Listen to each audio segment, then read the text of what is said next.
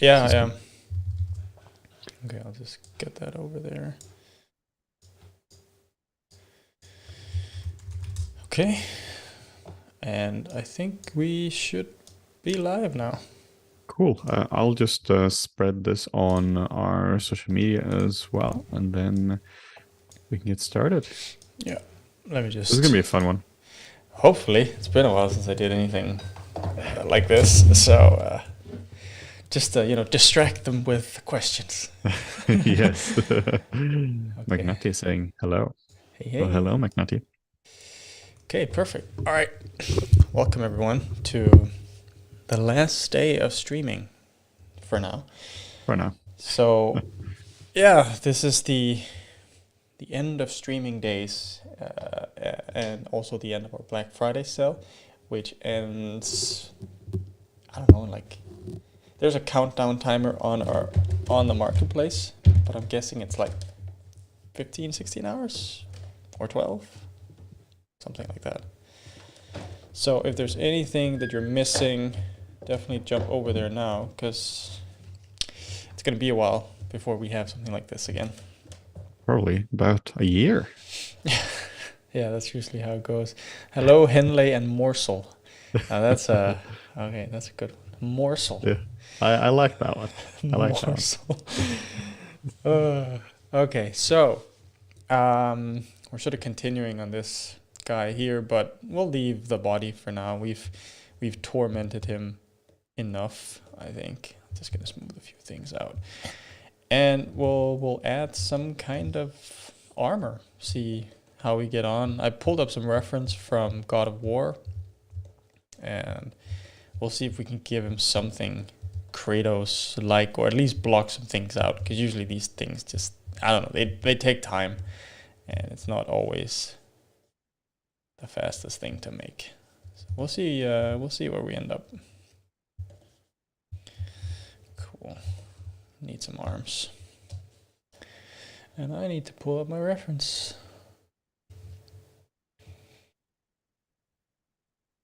So I just found some things in terms of Kratos, the very popular shoulder guard thing that goes around, and some kind of belt with a few thingies.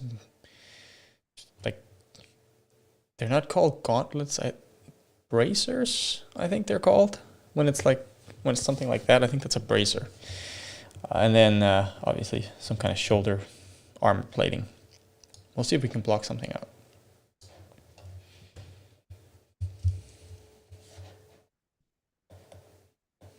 Just messaging our Discord, making sure everyone knows about our last Black Friday stream.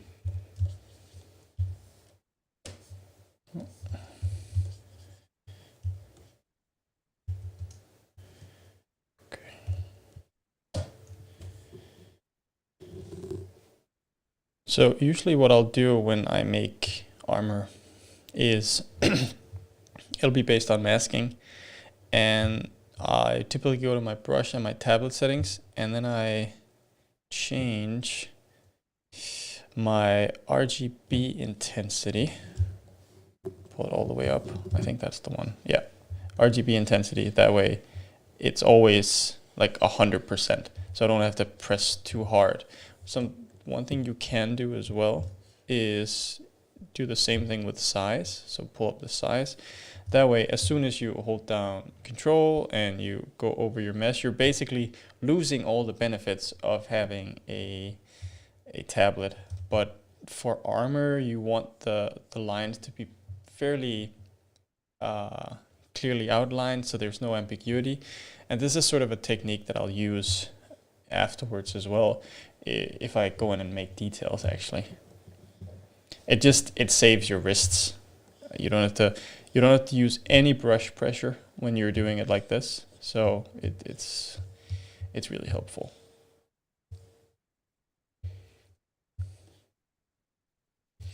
What you could also do for a shape like this is just, I'm gonna draw something out here. We're probably looking for a shape like this, is just to use the mask lasso tool, because then we will cut all the way through.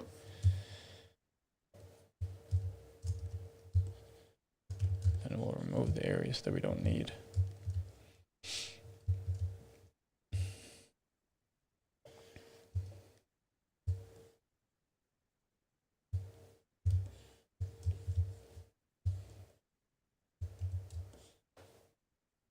Do you use any special tools when you're creating hard surfaces, or it's really just like masking and sculpting?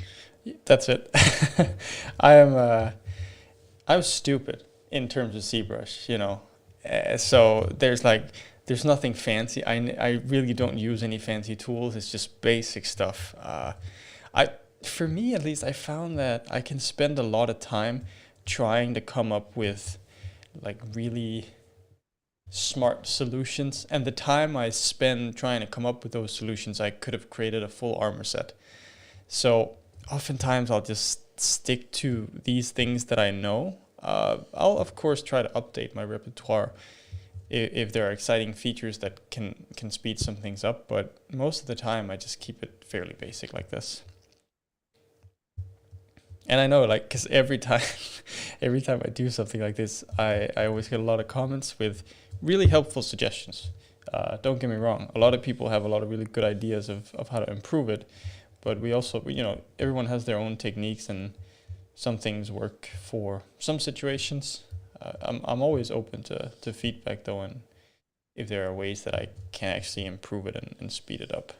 I like working like this. I find that in general, the smarter the solution is, the harder it is to control it. Like if you have something completely crazy and procedural, like you just generate an insane armor in like 3 clicks, that's awesome. But if you want something highly specific, that kind of stuff is not particularly useful. I know a lot of people have been using like general instancing and generators and all that kind of stuff to just quickly create something procedural. And if you're designing something from scratch, that stuff is super useful because it really allows you to get ideas out quickly. Yeah. But it's pretty hard to, like, if you have reference and you have to match the reference, then you kind of just need to do it by hand like this. There are of course other ways of getting to the same result, but you do still need to just generate it by hand to some extent. Yeah. Oh, here's a note for people. You know, I think the most common question we've gotten through these streams so far has been, should I use a tablet or a mouse in ZBrush? And it's always like, use a tablet. But if you're doing any sort of interface stuff, I always switch to my mouse, because dealing with this stuff with sliders, with the tablet, I just have so much more fine-grained control with the mouse, personally. Now, can I remember where this one is? Let's see. Because usually the way I did it in the past was I would just extract it. So you just get the extraction there, and then you can start to refine it. But I discovered another way when I was making the Souls tutorial, which I've now forgotten because it's been a while. So let me just answer some questions, and I'll have a look through the UI in the meantime. Yeah, it's as often like that when you have to look at your own tutorials. Hey, do you use AI for concept art? Not yet. It's probably going to use a fair bit in the future for concept art. It's very cool what's happening there, but haven't really done it yet. Okay, this is actually really frustrating. I cannot remember what I did. Maybe you should look at your 18-hour course. You know what? I'm actually going to do that because I can't remember what I did. Wow. This is an interesting one. This happens a fair bit actually, where you have to look at your own tutorials to remember something. And the weirdest thing happens is that when you do that, you have past self talking to yourself. Obviously, this is something that happens all the time for everyone because you have notes. You take notes in a lecture or take notes for something, and that's you writing down something. But this is different because this is you telling yourself something. The weirdest thing is when I do that, and I watch the video I've been doing myself, and I'm like, man, I never knew that. This is such a cool tip. And it's literally me talking to myself. And I've forgotten that I ever knew it. It's not like, oh, here's the thing I knew. I just have to find a setting like Morten does in this case here. It's more like you watch a tutorial and you're like, man, this is so smart. I really wish I knew this one. It's such an absurd experience. Okay, so what I do is I go under edge loop, and then I edge loop it because I edge loop the mask border. That way we get a nice smooth border instead of the extraction. You can do that, of course, with extract and play around with your smoothness, turning on and off this little toggle here. But I was experimenting, and that's right, I was using edge loops, and I found a way to get a really clean pattern that way. So let's see. Just a heads up, Morten, if you're showing something on the bottom right of the screen, your face is covering that. Trust me, there's a tiny button underneath here. Let's see. Yeah, if you just move it up a little bit. Oh. Basically, your head is at the height of the head is the same level as the merge down button. This little button here. Yeah, we can see that. We can see that. Perfect. Oh, wow. That's a very tiny button. This is such a ZBrush thing to do. Yeah, so turning this on and off, I don't know if it like interpolates. It's two different methods for like either it completely turns off smoothing or something. I can't remember, but you can try that out and you'll get a much smoother extraction. So now it's default, it's on, right? So we get these jagged edges. Then I'll turn it off, and now it's smoother. So nice. I don't know if it's fully on now that it looks like it's turned off, or however ZBrush works. Let's try that. If we set this up to 100. No, this is still more smooth when you turn it off. There's probably someone in the comments that can tell us what kind of thing it is, but yeah. It looks nice. So let's. Here's a good question. How come I think my sculpt is good and I'm proud of it? Then I watch it after 2 hours of progress, and I get embarrassed at how bad it is. It means I was blind all along 2 hours before. Kind of two things. Either the fact that you were blind, because we're all blind to our sculpts in the beginning. I think my sculpt is much better in the beginning phases, and then I look at it later and I'm like, oh man, it wasn't so good after all. So it could be that, or it could be the fact that your sculpt progress from the initial stages where you see where it's loose and it has a lot of potential into the weird in-between stage where it honestly just kind of sucks. That's just a stage, not like your specific sculpt, but just all sculpts reach this stage where it just kind of sucks. It's just really rough to look at. It's really like this weird stage where you're between. It's almost like a teenager where you're between a cute child and like a fully grown adult, where it's just like a bit of an awkward stage in between. And that happens for every single sculpt. In the beginning, when I'm sculpting, I'm thinking that, man, pretty good sculpting. This is going super well. And then after 2 hours, I'm thinking that I'm an absolute fraud. I should not be sculpting, and I absolutely should not be teaching anyone how to sculpt. This is terrible. And then I'm like, wait a minute. Wait. I've been doing this for a while. I've been teaching this for a while. I have notes on how to sculpt. I know how to sculpt. And if I think about it, this happens on every single sculpt I've been doing. Okay, there's definitely a small chance that I've not forgotten everything I know. So I should probably just shut up and just continue with my sculpt. And if I trust the process, it should probably be fine. So that's probably what's happening to your sculpt. Either, there is a legit case that like you were blind as well, just to it. But all of these things are just connected. It's really tricky to be an artist like this, because we judge ourselves so much on our work, and also because as artists, our perception of like objectivity is beyond terrible. We truly do not have the capabilities of objectively evaluating our work.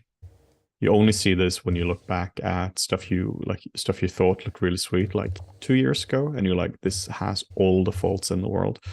And you're gonna keep seeing this all the time. You're never gonna reach a point where you're like, yep, that's it. I'm done.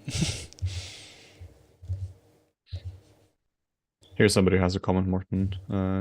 Tourage. What I do is I duplicate it with Control W, doing a new mask group and split groups, and I have a separate sharp from a subtool, and I can work on it. Nice.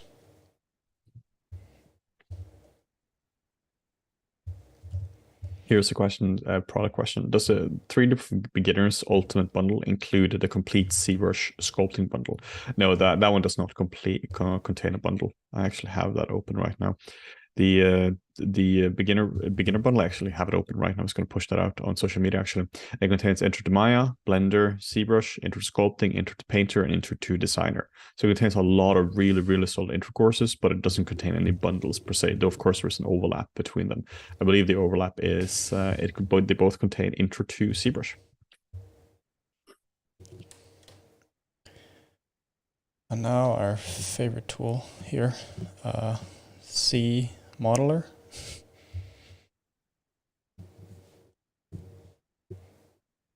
Is it edge to edge or is it two holes? I can never remember. As you might be able to tell, this is not something I do a lot. So there's always some like getting back into it and figuring out what do I actually want out of this this process here. But it's also the case that the way you're working now is how you're working, or how people are working most of the time. Exactly. Because what's easy to assume, particularly if you're watching a tutorial, is just that if you've been doing this for a while, that you're just some absolute superstar and you know everything. And like this is obviously the case when you're watching a tutorial, because it's first off it's edited, but also we've prepped fully before it. Like if you were to do a course on how to do this, you would build it beforehand and then you would go through it again and do it a few times. But this is how you actually work. Like you have an approximate knowledge of how something works, and then you do some Googling and you figure out how it works, and then you take it one step at a time. That's actually something that Henning and I talked about a lot. It's the whole, how do we present the process when we're teaching, right? Because by design, the teaching process is sort of dishonest because you don't get to see a true workflow. A true workflow looks more like this, where you have a problem, you need to fix it. Okay, you Google it, you're like, oh, I'm not entirely sure what the best way for this is, or maybe I haven't done it in 6 months. Let me try something. And then you go back and forth. That's typically what happens. Unless it's like a singular thing that you do all the time, and therefore you remember how to do it, no matter what. I think in terms of like fundamental knowledge, that's one of the things that you rarely forget. But with ZBrush, for example, like this very specifically, it's a very technical thing where the steps are, they're very specific, right? So remembering all of those steps, that's the tricky part. The tricky thing with ZBrush's UX specifically is that it's almost entirely memory based, where it's not based on like logical systems. So if you haven't used it in a while, you just have to remember it. You have to like go back into your old memory box and see it's either it's a note or you just kind of click all the buttons. Yeah. So it's really interesting actually going through it, and particularly with ZBrush. It's unique to ZBrush. I have it a bit with Blender as well, since it's so hotkey based, so that's also memory based, but at least that is just hotkeys. But here it's just like weird UI things. But also because it's so unique to ZBrush, the type of features that it has. So it's really hard to, I guess, connect it to other normal parts of 3D.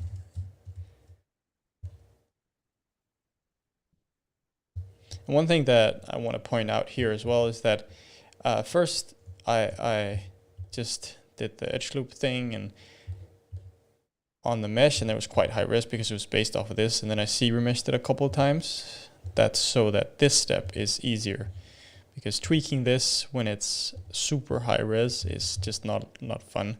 It's much easier to do to tweak larger shapes when it's lower res. And this is the same. I mean, this is the case for anything.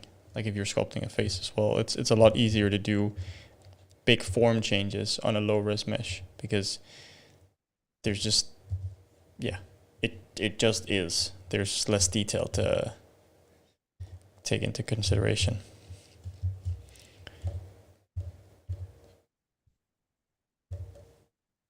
Okay, so maybe a shape like that, I think, is going to be decent.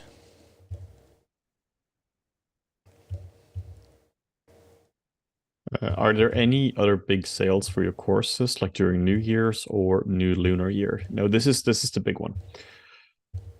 So we have summer sales as well. So we have two big sales of the year. We have the summer sale and we have the Black Friday sale, and sometimes some flash sales here and there. But assume that the next big one is going to be the summer sale, which usually is between July or August, depending a little bit from year to year. Do you do many anatomy studies? What do you do to improve your anatomy confidence? I still do anatomy studies to this day. Like I'm still kind of prepping an intro to anatomy course, but also like whenever I'm doing mentorships, I'm doing a lot of studies for that. I have to be sure I'm on top of my game there. Basically, how it works for a lot of people is you do a lot of anatomy studies to get good enough to do characters. You need just a basic level of anatomy studies to be able to do that, like what Morten is doing with the alien character. You see the background character or main character. You need just to know that anatomy to just get started with or to make convincing characters. But then after a while, you just kind of internalize a lot of the anatomy. You don't think too much about the highly specific points, like the exact origin and the insertion point for it. And you're just able to make it for production, which means you might forget the exact specific origin and insertion point because you can do it well enough for production. But then once in a while, you just have to go back and memorize those ones. Like maybe you didn't learn all of them because you just got too busy with something, or you just have to do a refresher. That's what I'm currently doing now. I'm just going through and refreshing it. Not necessarily so much a case of like completely relearning it, just going through and learning some of the names. One of the anatomy tools you can find, which is really solid, is just in ZBrush. If you go to Lightbox, and then you hit the comma key to get a Lightbox, then you go to Tools, and then you hit double click on the ranking/anatomy model. That's a really good model for that. What I recommend you do to learn anatomy pretty fast is a really hardcore and really, really painful exercise. I have some MITs doing that right now. It's where you take the skeleton from that ranking slime model, and now from memory, try to do the muscles. Try to do all the muscles. You're gonna fail. And like what I mean by doing them, like try to build them in 3D. It can be rough, but try to get the main origin insertion points, like with something like a sphere or a cube or something, and just build it up. And the cool thing about that, now you'll truly know what you know and what you don't know. So if you miss the whole muscle, and of course you have to look at a reference later on, but if you miss the whole muscle, now you're going to know that, well, you exhausted all your knowledge. And now you realize that, well, that muscle is there, or the origin insertion is wrong, or the shape is wrong for it. So it's a really, really solid exercise. So I highly recommend doing that. You don't have to do the whole body at once, of course, because that's insane. But you can do like parts of it. You can try to find the skeleton, and you can try to do the forearm. Just see how much you remember. Right now I'm just reusing this element because I need a strap that goes this way as well, just like a smaller one. And seeing as I already have something with topology, I'll just take this and then we'll sort of force it into place to make it fit the body more, and I'll delete the rest that I don't need. No reason to do this twice, no reason to go over and start masking things out. We don't need to. How do you two know each other? I mean, when and where did you meet? We met in 2011 during studies. So August 23rd or something like that. 2011. Seriously, first day of uni. That Rain Man date memory that you have. I would be like, within the last 10 to 15 years. It's somewhere in that range. Yeah, but it wasn't. I mean, obviously it was a special day I met Morten, but it was more of a special day because it was the first day of uni. Oh, okay. I thought it was the other way around. But that's okay. It was definitely the other way around. Are you streaming now almost every day, or is it just for Black Friday? Yeah, for now we're just doing Black Friday, but so to let you know what's going on, we're in the very last phases of rebuilding our entire website, and as you probably know, that's a marketplace. It's not just like a little landing page, so that's a lot of work for us. So the last phase of that is is happening pretty soon. So we're launching soon, which means that we're going to have a lot more time to do streaming and do general YouTube videos. Morten had an idea not too long ago, which is something like a weekly video or a bi-weekly, whatever bi-weekly means. It can either be twice a week or every other week. Basically, regular videos where we talk to the community, talk about what's going on, do a Q&A, talk about some news, just general, just more YouTube content.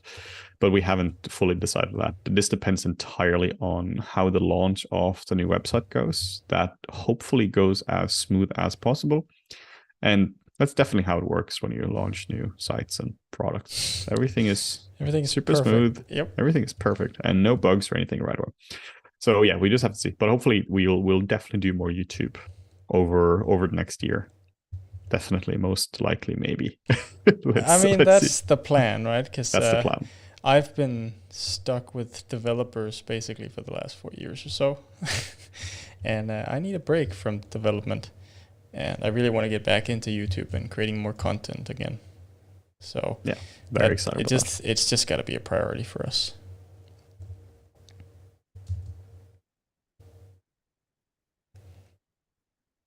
Yeah, with anatomy, stuff we could talk about there, which is a bit of a problem, I think, is if you're just recreating a photo, or if you're looking at an anatomy book and you're just like drawing what you're seeing there, now you're just kind of recreating what the book has. And that means that you're not really learning. So you can, of course, learn a lot from that, but you just got to be careful that you truly learn it, and you're not just checking boxes that, oh, cool, the drawing now has been completed. I now know the muscle. I used to do this where I was looking at anatomy books and just trying to copy stuff. And then I realized I didn't actually know anything. That's why, like, if you have a drawing of a skeleton, take it into Photoshop and draw on top of that, try to draw in the muscles. Or just do it in 3D. What you can also do as well is just try to do the whole thing from scratch. Like straight up, just try to do a skeleton from memory as well. You are, again, going to fail miserably because that is really, really hard. 206 bones. All unique, very, very difficult. But the important thing is that you get the most important bones down. It's never about memorizing every single muscle or every single bone. Truth be told, most muscles you really can't see on most people.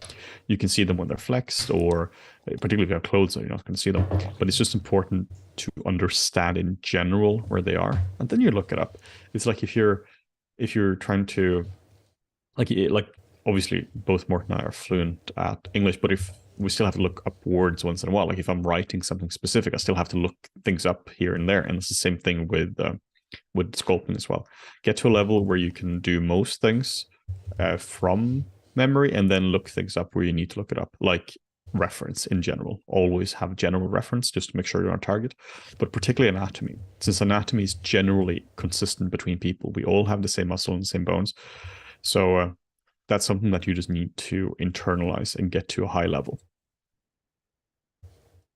I read something not too long ago about our bone count actually changes as we get older, because certain bones fuse as we get older. I can't remember exactly which ones it was, but that was, not that it is relevant in any way for anatomy. It's just a random bone fact. You have this with babies as well. I don't think babies have kneecaps, right? You're obviously the baby expert here, but they grow them. True. Just, all the things are grown, but in the beginning, no kneecaps, just the soft, squishy thing. I guess it makes sense with all the crawling that they have to do. Let's see. Okay. So now we have these two shapes. Obviously he's a little kinky as he's in the nude, right? So, but let's focus on this part for now. So now I gotta pick an armor, just sort of looking through what they have for God of War, and what could look cool. I like this one here.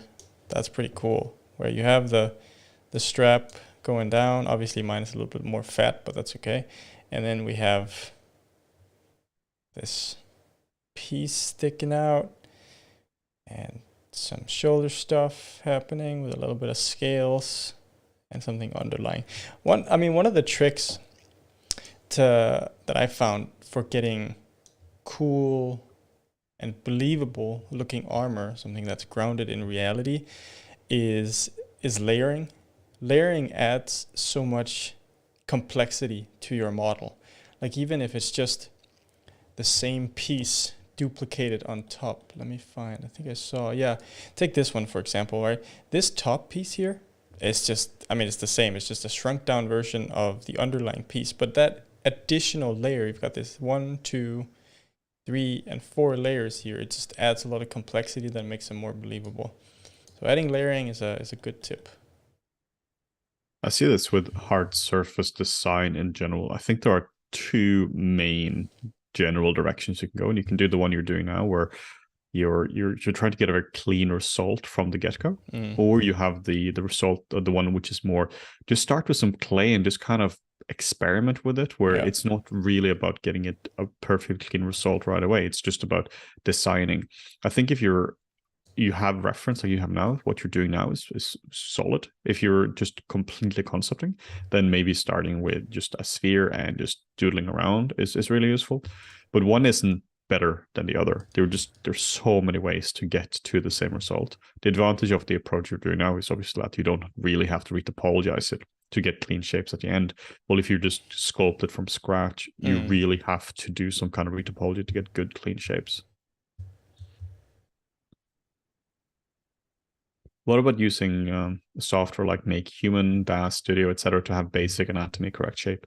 Yeah, that's super useful. Like you don't even need like DAS or Make Human. You can also just straight up use like just get a base mesh. You know, there are tons of those in ZBrush, or you can buy one on FlippedNormals, or you can get it from anywhere else really, and they will already have all the main proportions and all the anatomy. There's just a difference between what you're optimizing for. I always say that. You see this in the earlier streams this week as well, where I was sculpting, where you can optimize for really two main things. Either you try to make the end result as good as possible, or you can learn as much as possible. If you use a base mesh, the end result is just going to look much better because you already add the realistic human part right away.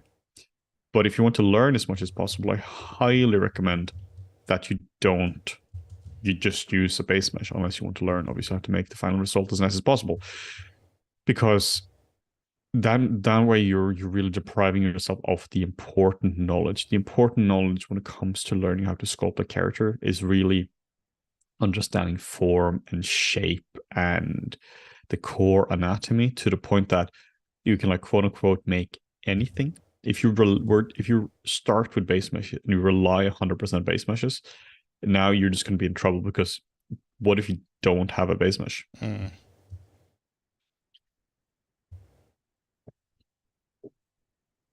So I want to see if I can, what does this turn into? How do I merge? See, this is where my C modeler knowledge starts to break down. I want to merge these two vertices. Oh, but it's also where C modeler isn't super intuitive. Yeah, because you can run into the issue that is not possible because Stitch is merged, is the common saying. Andre is saying that. Let's just use Stitch. Let's hope that this is not okay. Thank you very much. Obviously can't have something called merge. That's too easy. That's too easy. Perfect. Thank you so much. So what I'm doing here is I'm going to delete, like the topology here is going to be destroyed in a second, but it's just to give me something to work from, to create some corners and stuff. So let's see here. What we want to do is I'll just take these loops here, the ones that go all the way around, turn these into their own poly group, and I'll go back into C modeler, and then we're going to extrude all of the poly groups here, if I can find that. Let's see, there we go. That way we just create like a little lip or something. Yeah, you can see how clean Morten's approach is compared to, like, my approach would be dirty as all hell compared to this. So like the topology we're getting here now is much, much, much cleaner. Yeah, but obviously I'm going to destroy this topology in a sec, so no worries. We'll get to the dirty part. Because I want something. I'm probably gonna destroy the topology. Let's see. Unconfirmed, but I think I am. How are the muscle movements in movies characters done? How are they simulated? So you basically build up, you try to build up as realistic of human as you can do from like an anatomical point of view. Obviously you can't go too crazy because that would destroy the earth in terms of computing power at the moment.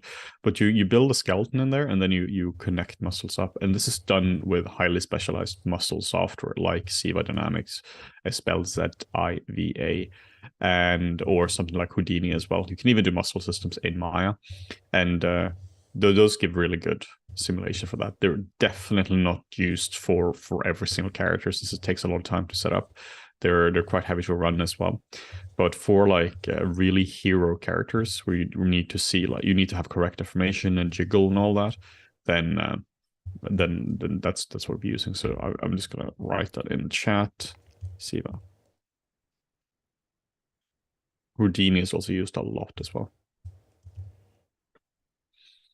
Yeah, here's a comment. A few days ago, I bought Bernard course, and he also uses the other approach. Yeah, that's what I'm seeing a lot recently as well. Like Ben's approach is very dirty, which is obviously not a bad thing. It's very quick and dirty.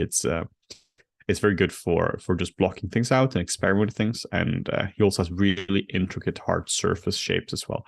So he cleans it up later on, like using CModeler or Blender or Moda for that, or like he just straight up just like Dynameshes it, so it's an insane high resolution, and then he straight up just goes over it with the like the polish brushes and trim dynamic and all that kind of stuff, and then he uses that as a high poly, and then he bakes that down.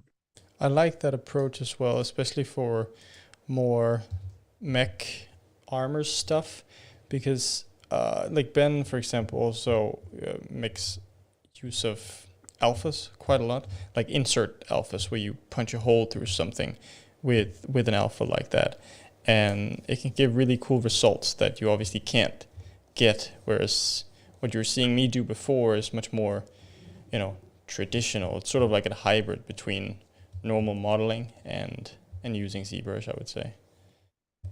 One of the things that's super cool that I really haven't explored yet, I don't think you've done that probably yet, Morten, either, is like baking. Like, obviously that's something that's simple for people who come from games, but in film you really do not bake things. Like, you don't have a high poly, so we have a lot of issues, a lot of questions about, oh, when do we do the high poly, low poly? For film purposes, you really don't. But we don't need to. You really don't need to. But it's really cool because it means that you can just do a really rough and dirty high poly in terms of like topology, and then you can use, like, the topology really doesn't matter, and then you just get all the shapes in. So for if you need some highly specific tech lines or like whatever, you just use alphas and then just bake it down. Very, very cool techniques. It's something I really just have to look into, like, properly how to do that, because I've gone through like all the courses and talking to gamers all the time. Like, a pretty good intuitive understanding of it, but just have to go through it myself a few times just to like properly get it. Just to do it. If I sculpt superheroes, how do I add their powers, such as lightning, lava, energy balls, ice, and such? Yeah, you can, depending how insane you want to go, you can straight up. Often the easiest approach for this is just to do it in Photoshop afterwards, to be honest. If you have just a render of your character, just Google like fire, Google lava, and like just Photoshop it in there, find images from there. If you want to do an emotion, that becomes a million times harder. Then you probably want to simulate it. If you are interested in simulation, I highly recommend Houdini for that. But it really just depends on what the output is and what level you want to do, or like what level the final output should be, and also like your time commitment to the task as well. You can kind of see. Sorry. No, go on. I was just gonna say that you can kind of see that I've changed method a little bit now, and now it's more back to the more chaotic, destructive way, right? The other method just helps me get a quick-ish base down that I can then work from.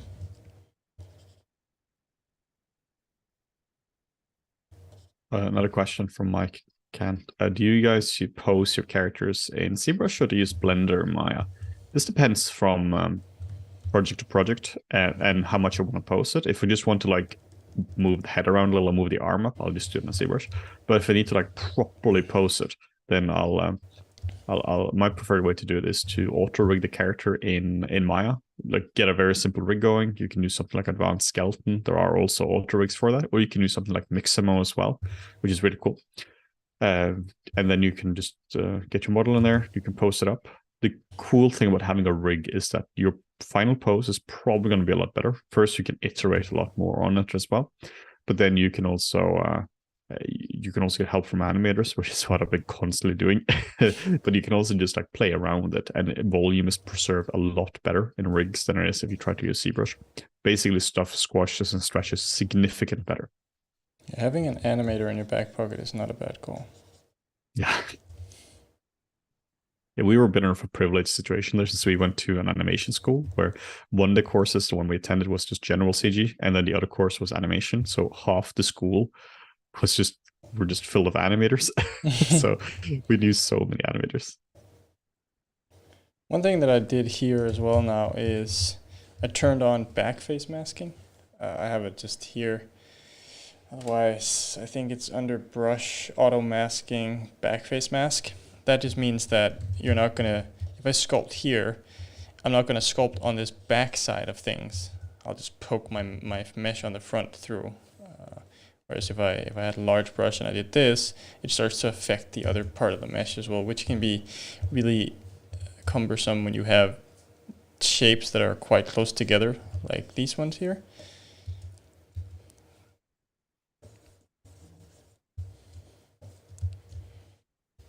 Andre is saying, I just invested in your skin kit. Props to you guys. It looks great. Thank you so much for people who want to see the skin kit. That's just right here in the chat. The skin kit is made from basically just sculpting ZBrush, just properly hand sculpted up alphas. It was something that I've been needing for years, and I kept needing the same alphas over and over again, like leathery skin and all that kind of stuff, pores. So we just straight up sculpted them up some years ago, and it's turned into a really, really popular product for that. I use this on pretty much every single character I do, just because it's so versatile. Also has a lot of tileable maps in there as well. But yeah, when Morten is sculpting that, feel free to just ask your questions. I'll be taking your questions, and Morten will be sculpting this semi-naked dude. So one thing I'm trying to do now as well is I'll just roughen up the silhouette of this a little bit to make it a little more interesting, so it's not as perfect. It's not like this perfect 3D model. So I'll just, I don't know, have some kind of random hand movements while I drag up and down to try and get rid of these perfect straight lines. Well, not perfectly straight, perfectly curved lines. Somebody's asking, how long is the sale for? The sale lasts for exactly 18 hours, 1 minute, and 5 seconds from now. So yeah, grab it while it lasts. It's going to be quite some time until the next major sale like this. The next sale like this is in a year. Especially because since we're planning on launching the new website at the end of this year, we're not going to be able to have a sales feature right from the beginning. It's one of the features that we've cut to try and get the new website out. It's something that we'll be adding at some point, but it won't be there from the beginning, so we won't even be able to do sales. Here's a really good question for you, Morten. How profitable is it to create a 3D YouTube 3D channel? I guess it can be pretty profitable. Take our channel, for example. We have 300,000 subscribers, but we don't make any money because we don't upload content anymore. For now, but we'll change that soon enough. if you're just one person, right, and you get to that point, maybe like between 200,000 and 500,000 subs, you could make a decent living. Pair that with the Patreon as well, where people can privately support you aside from the YouTube stuff, then you're making a very, very decent living. For us as a company with our expenses, we're multiple people and stuff, it's not that viable earnings from YouTube. But we make like $1,000 a month on ads or something like that. It's for a full company, it's not something that we can thrive and live off of. Obviously, it's more. Not really have employees with $12,000 a year. No, I mean it's more for reaching more people and getting the word out about FlippedNormals, helping people with free content aside from the courses. That's more the motivation behind it. Sure, I mean, it'd be nice if it could turn into something more, like a bigger like stream of revenue, but we'll have to see what that looks like in the future.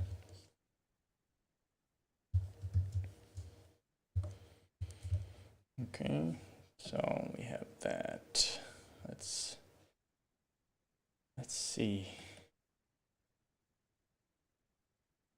How can I improve my art fast? That's a very, very good question. Probably one of the best things you can do is just to be consistent about it. If you try to sculpt or draw or do anything like this and you only do it once in a while, obviously I don't know your situation at all, but if you only do it like once in a while or an hour here and there, the growth is going to be slower. But if you are consistent about it and doing it for a few hours a day, that's when you're going to see growth. But it's not enough to practice. You have to practice correctly. If you keep just, you can't practice wrong, is what I'm trying to say. So it's really important that you also figure out how to practice correctly. Like you find YouTube videos on that, buy courses, buy books, and figure out how you can practice correctly on what it is you want to improve. Art is such a vast field, so there's no such thing as like, oh, this is the number one thing you can do to improve your art, because art is just a made up word. Like it doesn't necessarily mean anything. It can be 3D art, it can be sculpting, it can be doing weird paintings. But the number one thing is just be consistent about it, and then get feedback on your work as well from people who are qualified and people you trust to help you.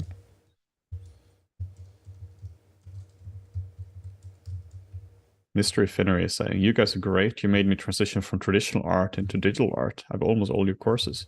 Wow, that's super cool. Really happy to hear that. How was the transition going from traditional to digital? That must have been quite a journey. Like, what did you do before? Was it sculpting or painting or drawing?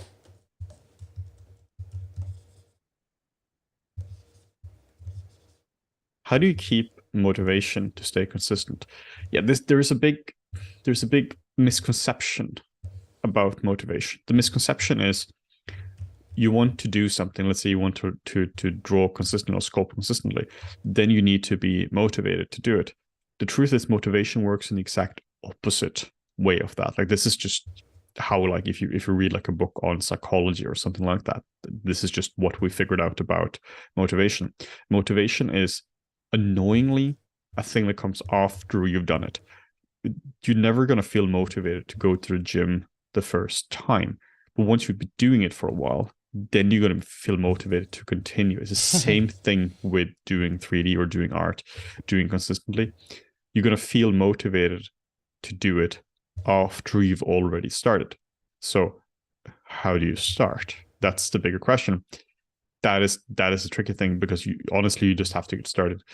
How do you get started going to the gym? You just have to do it. You just have to have discipline enough to do that.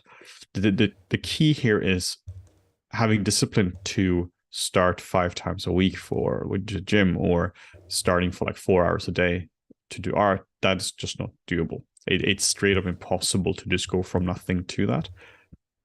But what is doable is to do a little bit of it. So if your main thing is you want to be consistent, you cannot start with, I'm going to do this 6 hours a day, 7 days a week. Go every day, I'm going to draw for 5 minutes. That is it. It's the only thing you're going to do, because 5 minutes is gone in a flash. There's no such thing as 5 minutes. You're gonna do it for longer. So it means that you're basically like tricking yourself into doing it. And then once you've been doing that, then you're gonna jumpstart your motivation. Now you're actually gonna feel motivated, because now you're seeing progress. Like, I specifically have this when I keep going to the gym. that every morning you wake up and stuff is just a little firmer. Your body is just a little bit nicer after from the day before, just because you've been going to gym. Same thing with the art as well. Every day you're gonna wake up and you're gonna do art and you're gonna learn something, or you're gonna have internalized something from the day before, and it's just a little bit nicer, and that is very motivating. But you just have to get started. There's just no way about that. Get started, but set smaller, realistic goals. There is no, like, all these influencers are trying to sell you, like, oh, this is become an artist in like 24 hours and learn all these same things, never fail with motivation again. You're going to fail with motivation. There are going to be days you're not going to make it. It's important to know that that's okay. If you are setting yourself a goal that every day you're going to draw for 5 minutes, and then one day you don't beat yourself up about it. But the important thing is that the next day that you try to not draw for 5 minutes, because then you're setting a pattern for it. If you try to break that, or if your pattern is broken, it's much harder to get back into it. It's more like, yeah, yesterday I didn't go to the gym, or yesterday I didn't draw. That's fine. I'm just going to keep doing it now. There's a fantastic book about this. I'm going to write the title here. It's called Atomic Habits. It's a book. It's probably the best book I've ever read on creating habits. I highly recommend that book. I think another good tip is also to try and remove as many obstacles as you possibly can for the task that you want to get better at. So let's say it's sculpting, right? So and maybe it's something like, that when you turn on your computer, first it has to start up. Then there are a bunch of windows you have to close because they're set to automatically open. And maybe you check your email first, or you get a bunch of notifications. Remove all of that noise so that the thing that you want to get better at is the thing that you focus on, and try to remove the distractions that keep you from doing it. Because then it's really easy to be like, oh, okay, I just spent 15-20 minutes doing something else. Now I don't really feel like doing it anyway. So try to remove those distractions. Yeah, it's a very good idea. Set yourself up for success with the environment you have. For me with the gym, one of the key things there was now it's not a big problem anymore, because I don't have to get up super early in the morning. But it was, the issue there was always, I want to go to the gym in the evening. Well, in the evening I know I want to go in the morning, but you have to prep your gym bag. Just prep it before you go to bed. Easy peasy. You just remove the barrier of entry to actually go into a gym.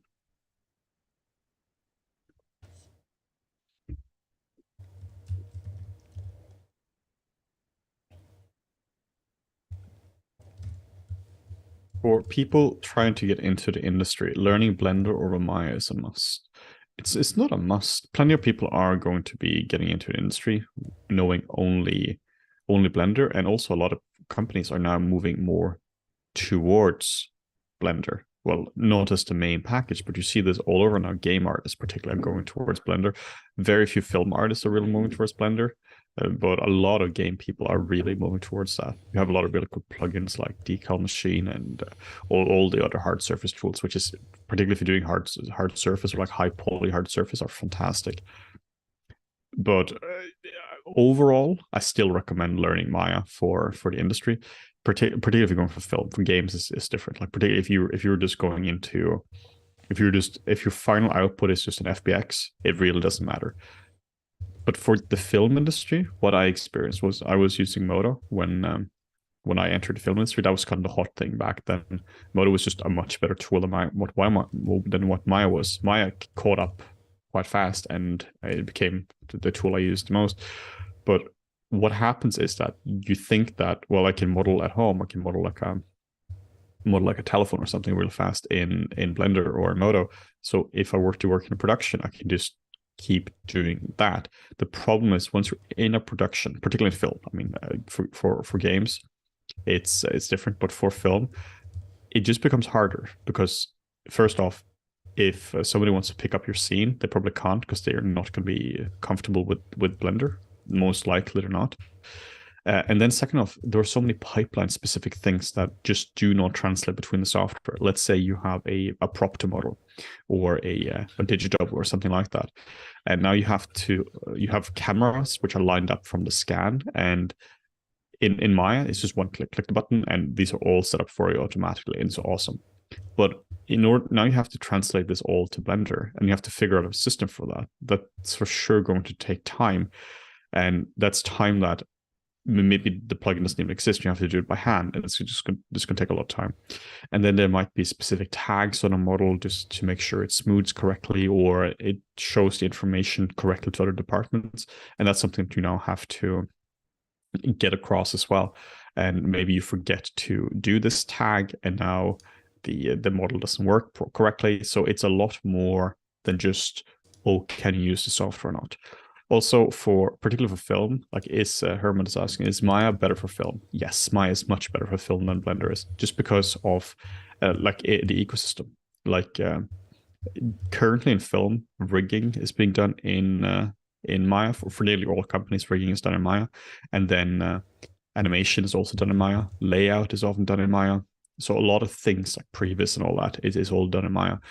Modeling is usually done there, though again, you can throw in an OBJ there, and that should in theory be fine, though you do have the pipeline things I talked about just before. But Blender doesn't have a space in film yet. Maybe it will in the future, but currently it's not really being used in film. And now people might say that, oh, but it was used for this movie here and there. But that's the whole point, that it's being used for this movie here and there. It's like once in a while it's being used for something. Every single movie, every single TV show uses Maya. Like if you were to list every movie which has been using Maya, go to Netflix and just scroll. Every single movie that has VFX in it has been done to some degree using Maya. So if there is like a movie here and there where it's using Blender, that's going to be the odd one out. So just be aware of that it's a much more complicated question than just which software is better. It's really a lot about which software is being used for it, for the industry, for the company you're working with.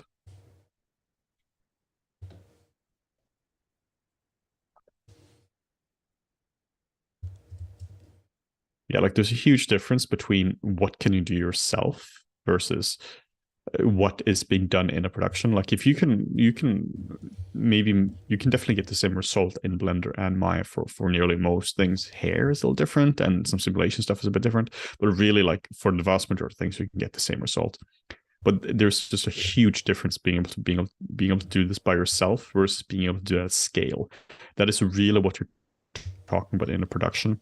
It's not, can you get one realistic shot of a bottle and some text, like maybe it's a poster or something. It's, can you do 600 of these shots, and can you work in a sense that you don't need humans to communicate between each other? You can have code do the communication. In that case, I mean, okay, you published a model, the rigger shouldn't have to ask you where's the model published. He should just know, okay, model published, pick up the model. The animator shouldn't have to talk to the rigger. They should just be able to go, okay, the rig is published, I can now pick up the shot right away. Same with lighting and everything. So that's what I mean with scale. Can you actually do it in scale? And in Blender right now, that infrastructure doesn't exist. It doesn't really exist in Maya either, to be honest. All this is built by the studios with custom tools. So that's really, like, it just means that it exists for them, and they're not going to change that around. I think something that people who haven't worked like professionally but are doing it at home, they tend to, I don't know, either discount, or it's maybe just because they don't know, is the fact that all of these pipelines in the VFX houses, the commercial houses, most of them are built up around Maya, right? So I mean, these are hundreds of thousands of dollars worth of R&D that's been thrown into these pieces of software, so everything talks together with all departments. This is going to have to be rewritten so that it fits with Blender. And it's not a trivial thing. So even though, let's say, Blender supports a lot of these same things that Maya does, for example, you're going to have to convince a studio who's poured hundreds of thousands, maybe millions into R&D to switch to another software that does some things better, but still does some things worse or features are missing. It's just a really hard sell. Whereas adding it as an additional tool is much easier. That's why I'm not really seeing Blender replacing Maya anytime soon, but being added as like an additional tool, I could definitely, of course see that happening because it has so many benefits.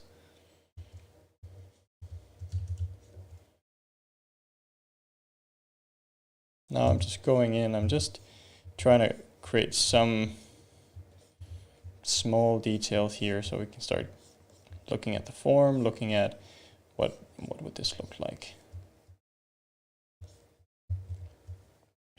Nothing crazy.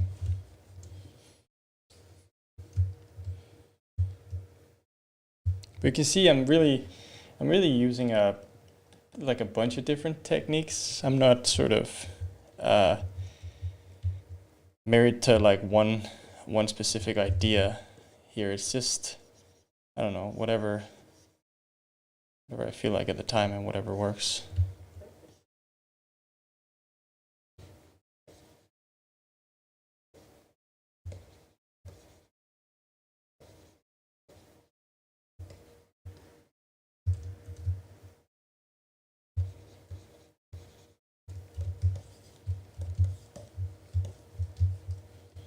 This is a really quick way, by the way, to get I guess sort of like a leathery feel for something that crinkles a lot, where you do this zigzag pattern, and then in parts of it you have like some of the volume bundled up like this, so you sort of create like this triangle shape, and then go over it with your smooth brush. That way it looks like, it's being bent from time to time.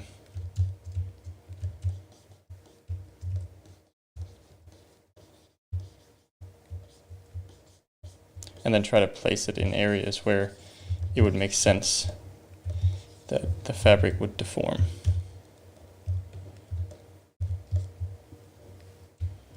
So especially down here by the forearm, let's say this is attached at this part right here, would see a lot of action.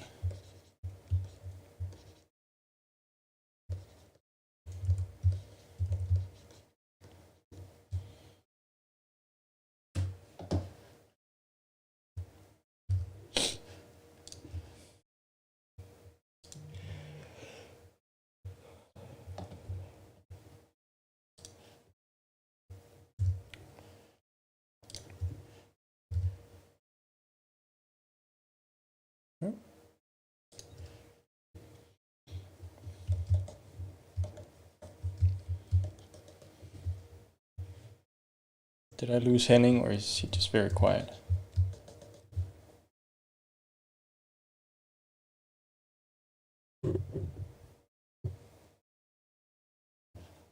Oh, okay.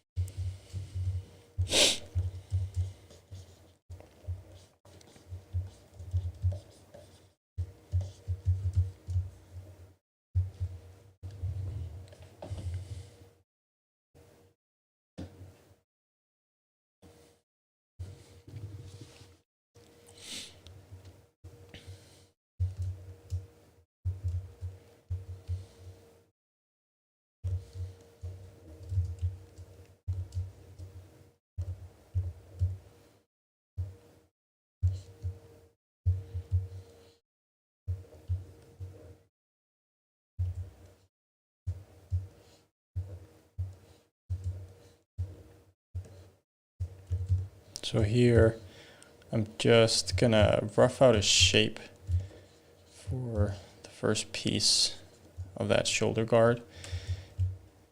It's not gonna be this close as skin tight to the body. I'm actually gonna rotate it up, but it's just so I have some geometry to paint this on.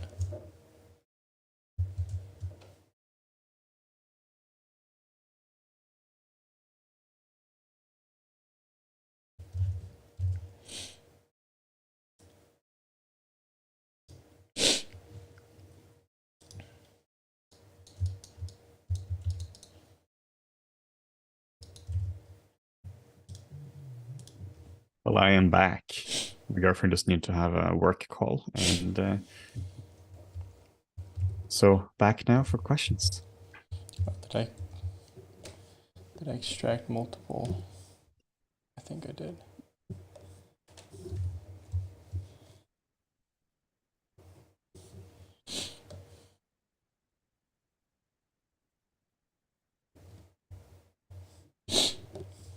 Hermant is asking, are there any assets one should have as a character artist? I've got quite a few for exclusives. I'm wondering if there's something else you recommend.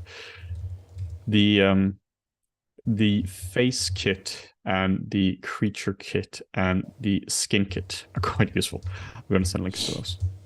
They're products that can help you really get good skin. So here is the... Oh, he already got them. Perfect. Well, here's the skin kit. Check out the latest course we did, actually. That's really useful for character artists. This is the Realistic Character Portrait Masterclass that came out just...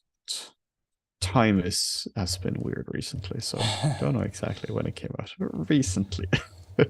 Feels like it was like 2 weeks ago. It was most definitely not 2 weeks ago. So here's the masterclass. So this is a masterclass that shows you really how to make a whole character. You can scale it up and down to wherever you want to do. So if you want to learn how to do a full character, like meaning a full body, same approach, just bigger in scope. Or if you want to do just an eye, same approach, just smaller scope. It's finally beginning reviews now, which I'm super excited about, because it's always so anxiety-inducing whenever you put out a course. So now it has 5 stars and 5 reviews and 5 stars. So very happy with that one. So it's super cool to see people actually giving them the review. It's also really cool people show their own results as well. Really, really cool to see. Yeah, highly recommend that, of course. And apparently so does a lot of other people. So that always helps. Yeah, very much. Do you ever use any CAD apps for hard surface stuff? No, CAD is not generally used in like games or film. Pretty hardcore to use. I know some concept artists use them and some hard surface modelers do use them, but they never will provide you with good topology at the end, so you will definitely have to retopologize them.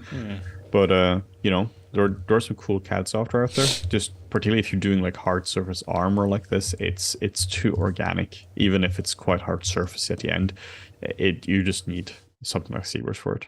Yeah.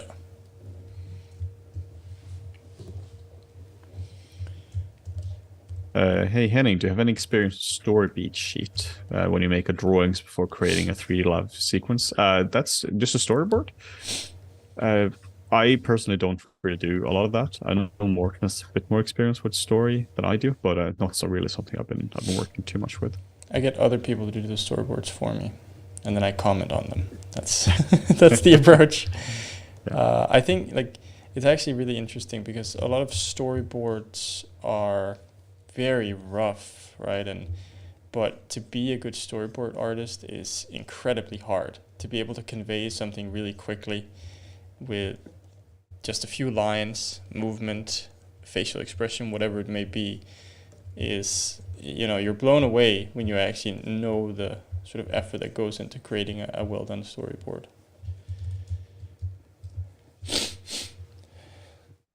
When rendering pieces for game-focused portfolio, should I stick with Eevee instead of cycles? I was thinking it would be kind of the same logic of rendering a marmoset because of render in real time.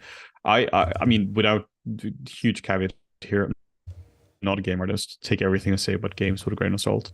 That said, I would not do my game portfolio in Blender at all. I would straight up use Marmoset for it. Marmoset is brilliant for that.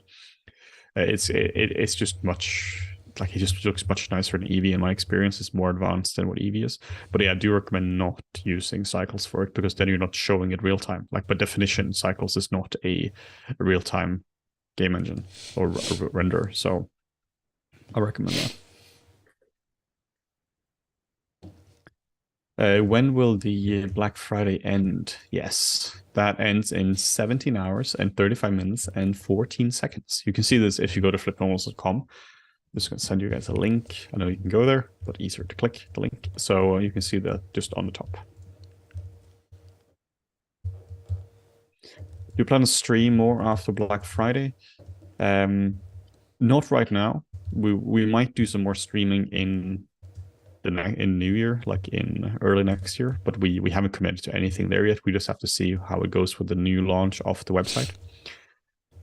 Basically, the new website is going to be much better, and we know that just having a new website is not super exciting for in terms of like just the pure user experience. It's going to be much for you guys. It's going to be much faster and much better and all that. But end of the day, what it just means is just that we're going to have a lot more courses out and more videos. There's going to be a lot more cool content, both like premium and free content for you guys to enjoy. Do you guys have a Blender Geometry Nodes course? We haven't made anything. Let's see if anyone has actually made that.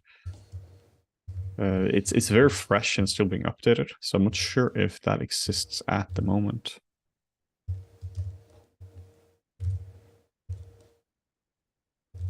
I don't think we have a Geometry Nodes course. We have somebody who made a skyscraper generator. That's so cool. It's just insane what people do with Geometry Nodes. It reminds me of like Ice for Softimage, may you rest in peace, or what people can do in whatever that one new one in Blender or in Maya is called. They made a whole new procedural system there as well. Bifrost. Yeah.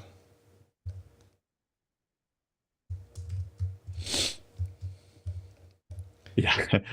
Stepan is saying, oh, having a new website is super exciting. The old one runs like suboptimal for such a great site. let's call it that, suboptimal. That's probably the kindest way you can describe how our website runs. It's a miracle that it's still running, actually. We did a massive database upgrade just before Black Friday, actually. And that's resulted in this being the first Black Friday ever, I think, where the website hasn't crashed. Yeah, we are highly aware of the.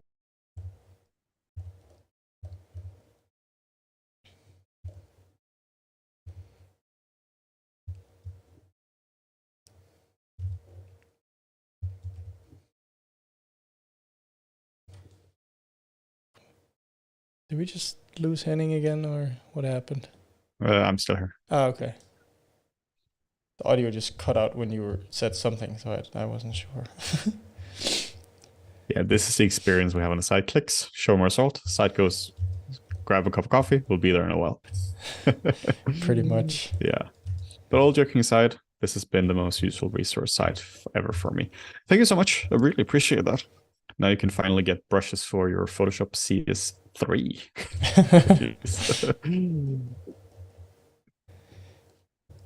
So one of the things I'm thinking about when I'm doing this in terms of the armor is just trying to think about things that would make sense. So right here, for example, I'm trying to attach different elements or like tie them down so that they're attached somewhere. So it's not just floating elements on top of floating elements.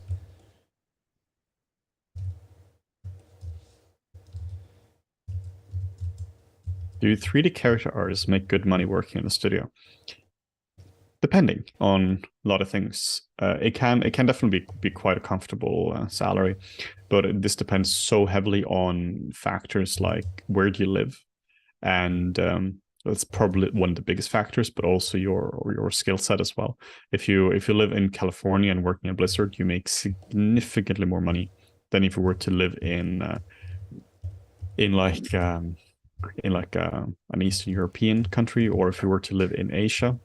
So it just depends heavily on that, but also your skill set also depends really, really heavily. But that said, location is probably going to trump all of those. If you work in a studio and you live in the Czech Republic, even if you're a really senior artist, you're simply not going to make as much as you were to do if you live in California for one of the big gaming studios there. Alessandra is saying, come on, Danish salaries are the highest in Europe. Yes. If you, in general, if you work at a grocery store, you make a lot more money in Denmark than you do in if you work in a grocery shop in the States. But if you look at gaming salaries or like film salaries, if you work as a senior in at a studio in London, you're gonna make a lot more money than you work in a Danish studio, or if you work as a visual effects artist in Los Angeles or something like that, you're going to make significantly more than if you pay work less in taxes. Yeah, there's that as So well. you just have a lot more disposable income.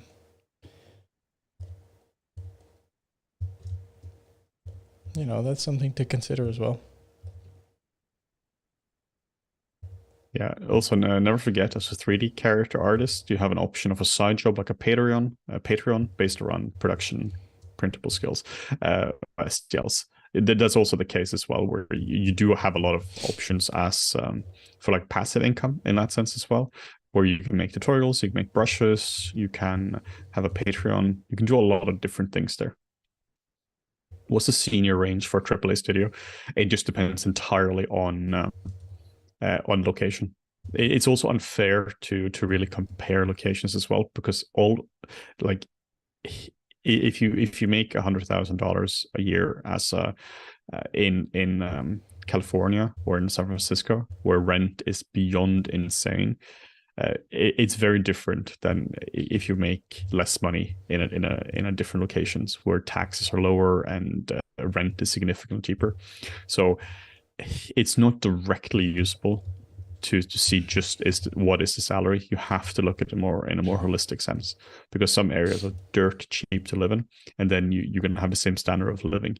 Also, same thing as well. If you work in a US based company, then you like healthcare is more of a concern than it is in a European company, for instance. Healthcare is a concern. Yes, compared to it is not being a concern. Yes, exactly. So you have to take all those things into account as well. Same if you were to live in location where you need a car as well versus an area you don't need a car.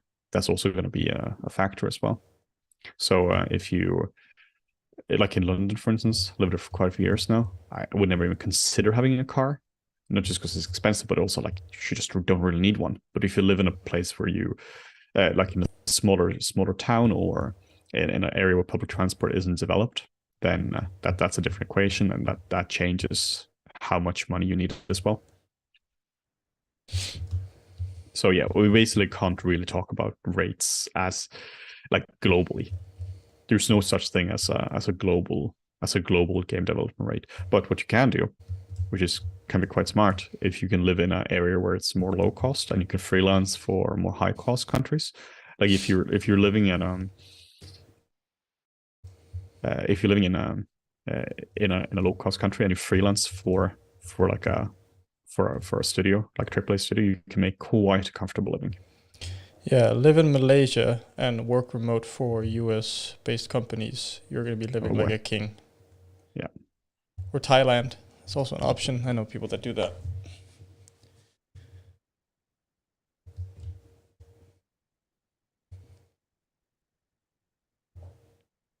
Yeah, it's pretty insane seeing what you can get for like $2,000 rent somewhere in. Yeah. If you have $2,000 of available as a budget in like Bangkok, you're living really well. Yeah. If you have the same in San Francisco, you're not living really well. It's all just the same. Yeah, Croatia, same experience. Oh yeah. Shit. My house is trying to kill me. Oh no, what happened? Suddenly. Oh no, suddenly Morten's camera is different, his sound is off, it's flickering like crazy. Let's try to fix that. Okay, let's see. Okay, I think Morten can change colors. Yeah, he's a chameleon. I am a chameleon. Okay, I think, does that work? I think that works. It's an interesting one here, like what is a senior salary range in Denmark then?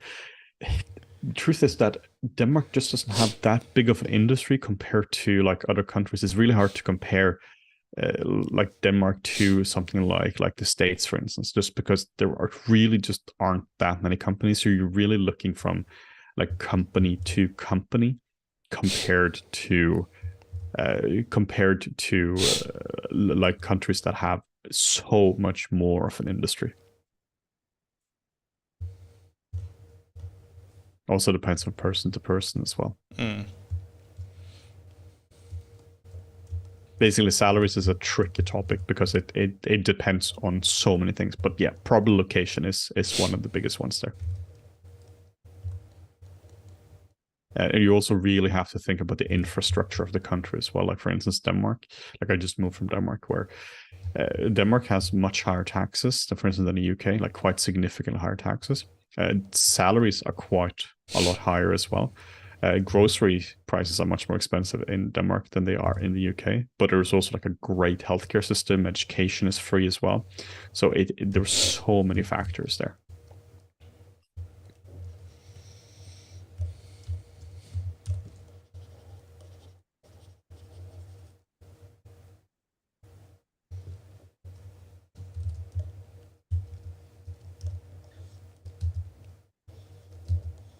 Yeah, there was a question before. Is Australia a good place to be in? Look, more companies have moved to Australia or added branches in Australia recently as well. Here's a comment. Australia has a pretty big VFX industry, relatively speaking, has growing quite fast. We have NPC, DNG, LM, Framestore, and many more.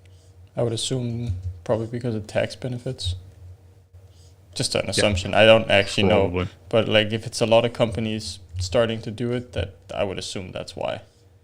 Yeah, to put like this, when everyone moved to Montreal and Vancouver some years ago, like 10 years ago, that was not just because they enjoyed maple syrup and polite people. It's all tax. Money talks. Hello from Sweden. You're the best. Hey, son. Hey.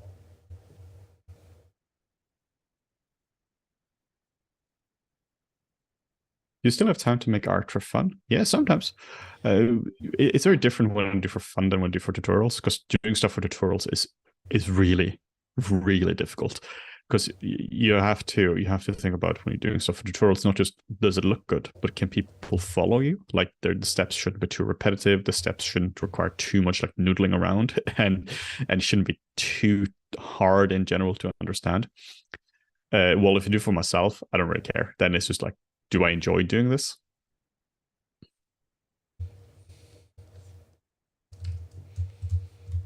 Hello from Moldova. Yeah, it's pretty cool to see where people are from. It seems like people are from all over the place. All over the globe. What do you speak in Moldova? Good question. Like the language, is it? It's not Moldovan. I don't think that's a language, is it? Moldova language is the first thing. Let's figure out. Romanian. Oh, yeah. Okay. Yeah. More we know. Hello from Indonesia. Well, hello. I was in Indonesia some years ago now. Beautiful country. Great for diving. My cousin is actually going there over Christmas. He's going to be gone for a month. He's going to like this free diving resort thing, and going to do some spearfishing as well, I think. That's awesome. Yeah. There's a question from Martin. Henning is Norwegian, right? We're from Norway. Yeah, I'm from Bergen. I've been trying to suppress as much of my Norwegian accent as humanly possible. It's not a particularly attractive accent, I find, but with mixed success. Now the Bergenese accent, that hits a different spot. Yeah. I moved from Bergen like 11 years ago now, 2011. I'm basically just back for vacations once in a while here and there.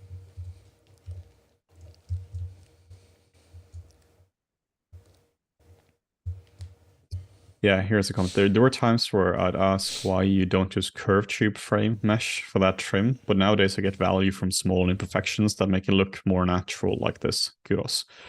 Yeah, I think basically like, why aren't you just making it perfect? And then, well, it looks more organic if it's not if it's not perfect. Bergenese potato Norwegian. I mean, I'm not even mad. Like, I think the most, like, in terms of Scandinavia, like people from Skåne in Sweden, like their accent is their English accent, the majority of can be tough to listen to sometimes. yeah, it's a bit similar to the Norwegian accent, actually. It's for me, it's, knowing people from Skåne are a bit easier to understand because there are some similarities between that. Yeah, kind of suppress that. Danish is just potato in general. I mean, that's not Yeah, wrong. yeah. From what I've heard, I don't know. It's kind of hard to evaluate your own language that way. Yeah, it's just a language, right? It's just what Yeah. you know. Sora is asking, already bought the Arnold scenes on FlippedNormals. Is working with one render engine enough, or should I learn V-Ray, for example? Yeah, I found that before there was a big difference between render engines like Mental Ray and such, beyond terrible render engine. And then like V-Ray was much better when Arnold came about, but basically they're all kind of the same. Some are a bit better for different things. Like if you're doing Archviz, for instance, it's probably better to use something like V-Ray over Arnold. If you're doing high-end VFX, Arnold is probably going to be better. But overall, they're very similar now. One of the things that changed is that they have the same shader model, like the principal Disney shader. So they're all basically the same. So just learn one of them, stick to one, and then go from there. If you need to do anything professional in a different studio, you can always just pick up whatever that studio is using. But even if, particularly if you're a modeler or something like that, it really doesn't matter what you're using. Like at MPC, it was RenderMan, but it didn't matter because we didn't interface with RenderMan like whatsoever. Basically, it was just, oh, here's a katana scene, and you just kind of click some buttons, and then you have it. Like it's pretty far removed from the RenderMan you might be seeing in Maya or in Arnold, as well.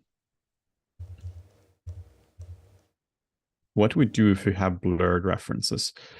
I mean, you just have blurred references. There isn't really too much you can do about that. Try to find non-blurred references, I suppose. That it's one of those, like, I generally don't mean to sound cocky about that, but it's like if your reference is bad, then it's really hard to fix that. I always try to look for alternate reference, but there isn't really like a perfect way to fix that. We don't have AIs that can unblur photos yet. No, and even if you did, it would still just kind of make up some stuff. Like it would do an approximation of what was there, but if it's blurred, then the data is just lost. So if there's something highly specific there, though AI can do pretty darn good guesses now. I'm sure, like in a couple of years, we'll have one that can just make that stuff up, and it'll be perfect. Damn, Mental Ray is something I haven't heard for years. Good. Yeah, yeah, good. Man, I remember being in school, and V-Ray was massive at the time. Mental Ray wasn't. I mean, some studios were using it, but the school was forcing us to learn Mental Ray. I mean, their reasoning was you might need it because some studios still use Mental Ray, but it's like, oh man, Arnold was also there. V-Ray was big. There's a lot of really interesting things going on in the rendering space at the time. I think it's a bit stupid to focus on too many render engines, because then it's the whole basics versus fundamentals. In like simplified, the basics is, these are just words we're using. We have a whole video on this, but simplified, the fundamental is the underlying thing. It's the why of things, and the basic is the how. Basically, you can Google it. It's a basic. If you can't Google it, it's probably fundamental. So, for instance, with rendering, the fundamental thing with rendering is understanding how materials work, understanding sampling, understanding at least the core of sampling, and understanding how lights work. The basics of rendering is specifically, how do I get a noise-free image in this specific render engine? Like, what specific algorithm does this one use? Specifically, where are the buttons for various features and specifically what are the lights called. Maybe in one engine it's called a sunlight, in others it's called a direction light.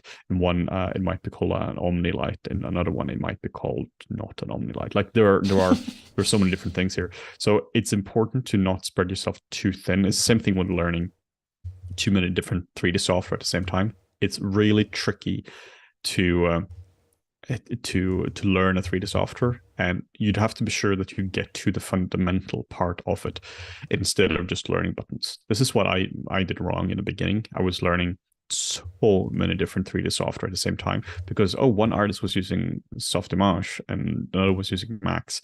Well, then I should probably learn both so I can do both of it, instead of realizing that their work was solid because of their understanding of anatomy and shape and light and color and all that, and not because of various buttons.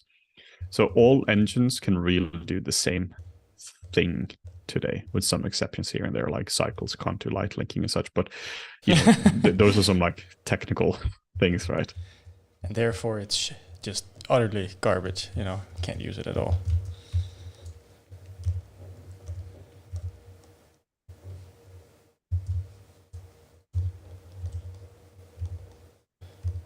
So here's something, I'm just sort of evaluating the shape of the armor at the moment, and I wanted to compress it a little bit more so it sits higher on his body. But this is, I mean, this is really, this is it, you know. It's just kind of concepting and figuring out the layering. What do I want where? What kind of plates am I looking for? Unhide this again. So, you know, there's not really a lot of magic to it per se. It's just like sculpting anything else. And like I said, building up layers, one layer at a time, to add the perception of complexity. Here's a comment saying anatomy takes too long or so long to learn. It does. Anatomy is one of these interesting things that it does take a long time to learn, but the good news is that it's like a done field. Like anatomy is never going to expand. Like if you're trying to learn Painter, right? If you know everything about Painter, well, 2 years, you're not going to know everything about Painter because there's going to be more stuff. But anatomy is done. Like if you give it 50 million years, we might need a different conversation about it. But they're not going to add any new muscles to the human body. So that means that you only have to learn it once, right? So it means that there is a finite amount of things you have to learn about. There's always, like, obviously you can always go deeper and deeper and deeper, but there is a finite amount of muscles, and you can sit down and be like, okay, what muscles do I need to learn? And you can be like, okay, I'm going to learn 5 muscles every day, and then from there I can learn like 5 every day and do it for like 2 weeks, and then probably you've been doing the vast majority of them. So it means it's a solvable problem. Yeah, people are just talking about there's a muscle DLC coming. Wait, you aren't getting the muscle balance patch this year? The muscle DLC, that's amazing. That would be pretty cool.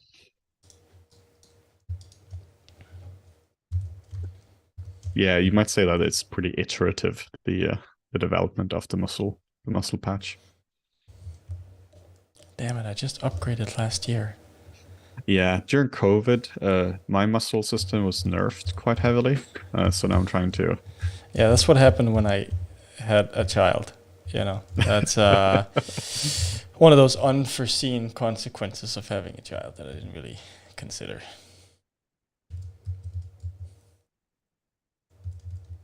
Same update speed as Maya. Yeah, basically. Same update speed as Mudbox, more like it. Yeah. Oh, the development team is maybe still there. There's like one guy left pushing an update every 10 years to some instances of Mudbox. I checked Mudbox 2023. I think that was the most recent one.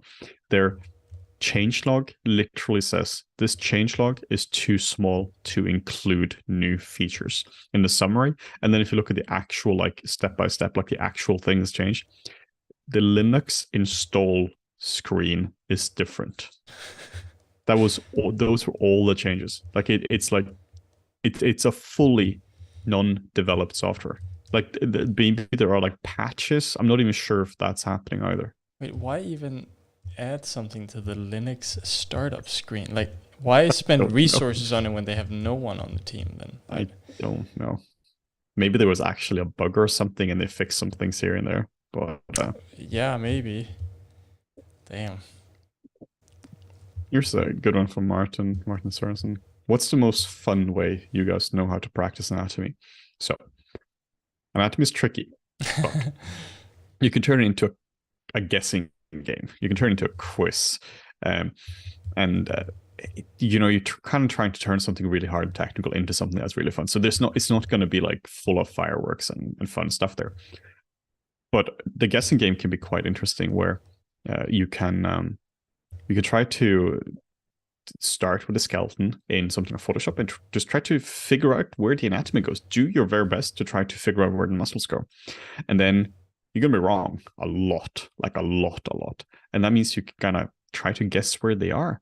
So starting off with a skeleton and just drawing in the muscles. And you can also do the same thing if you have some friends as well who's doing it. You can kind of do like an actual guessing game. You find a muscle and be like, what is this one called? What does it do? Where is it? So you can do that kind of stuff. If you try to just look at anatomy books and you're trying to memorize every single muscle, that's pretty hard. It's pretty boring. Yeah. But if you try to do something like that, it's a bit more interactive. Basically, try to figure out what you already know about anatomy, put it down somewhere, and then try to figure out what you're in what way you're wrong. Turn it into a drinking game. There you go. Turn it into a drinking game. That's definitely highly recommended. Every time someone says pronated or supernated, you take a drink. Every time there's a combination of muscles and bone words, you take a drink. Yeah, there you go. Yeah, here's a comment to me. I know anatomy. The entire shoulder area. Ha ha ha ha ha. Yep. So what I did, like what Henning was saying, the whole reading a book about anatomy and learning I did that, and it's terrible. It's just awful. It's the worst thing I've ever done in my life. It was so boring. It's a German book, like a German anatomy book, and I can't remember the name now, but there's this German dude who did like a giant anatomy Bible, and I read through that. Is it Brahms? Huh? Is it Brahms? I don't know. I would need to see the cover. Okay. I think it's boring. Yeah, don't do that. That's my point, and it's not that helpful. The two hardest parts for me when it comes to anatomy is first the shoulder area, and then the forearm. That is if I'm working on the shoulder area. If I'm working on the forearm, then the forearm is the hardest, and the shoulder area is second most hardest. Basically, whatever I'm working on is the hardest. They were just insanely hard. What's so tricky about it, if you just were to look at the forearm, you're like, yeah, it's kind of complicated, but it's manageable. Yeah, but then you flip your hand and everything just changes. And then you flex your arm as well. And now everything also just changes. So it's really, really tricky to get those areas up. Same with the back as well. You're like, scapula is not that terrible. Then you rotate your arm and it's like, right. It is pretty complicated. You rotate your arm, or you try to do something like doing shrugs, or if you see somebody like a free climber climbing up, and it's just all over the place. So the back and the forearm, stupidly hard to get right. Manageable to get the pure basics, but in terms of understanding what's going on, very tricky. You think you understand the back, and then you see somebody who's sort of flexing their back, and you're like, I don't know what any of this is, particularly if there's some fat and some weird stuff going on as well. How about the Scott Eaton anatomy courses? Yeah, they're solid. I both Morten and I have taken them. I took it back in like 2010. Yeah, 2010 I took it. May of 2010. Good times. Pretty tricky to do. It's they're good, but they're very technical. They're pretty intense. They're I'm trying to make something which kind of complements that, where Scott's course is very much, okay, here's every single muscle, let's go through it. And it's useful, but it's very hardcore. So I'm going to try to make something that's less hardcore, which is more like, okay, these are the most useful muscles. Let's go in depth on the stuff you actually need all the time. But let's try to build like a priority list for you. So if you were to memorize only 3 muscles in the torso, then you would be kind of fine to get coverage. And if you were to do 10 muscles, basically just trying to help you memorize the correct information. But yeah, Scott's course is solid. If you're hardcore about anatomy, it's good. If you're casual about it, you just want to improve your anatomy a little bit, it's way overkill. It's also quite an expensive course as well.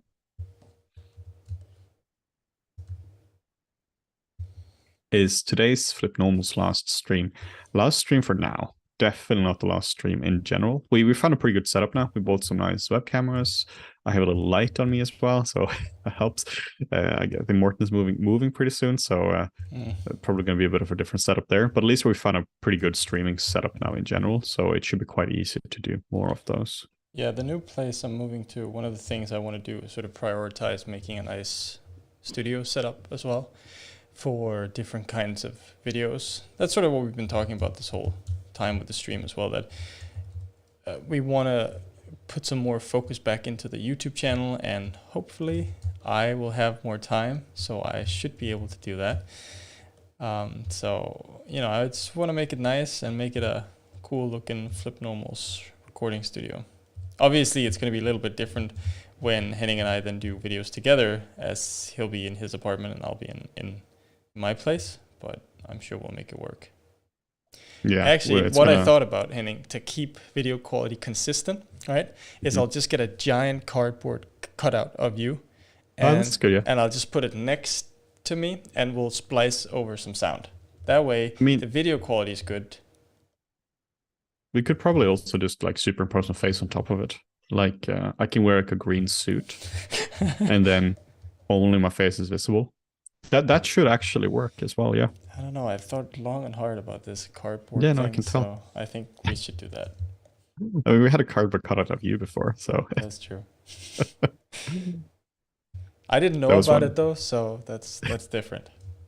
I just saw one day. Kind of odd. Yeah, the story is there. We're teaching in Denmark, and then the students printed out a cardboard cutout, almost life size. But not for when I was there. It was a friend of ours. Oh, was it not? Yeah, it was from when Rune was there. So Rune was teaching, and then there was a cardboard cutout of me. I don't know the context. It's just Wow.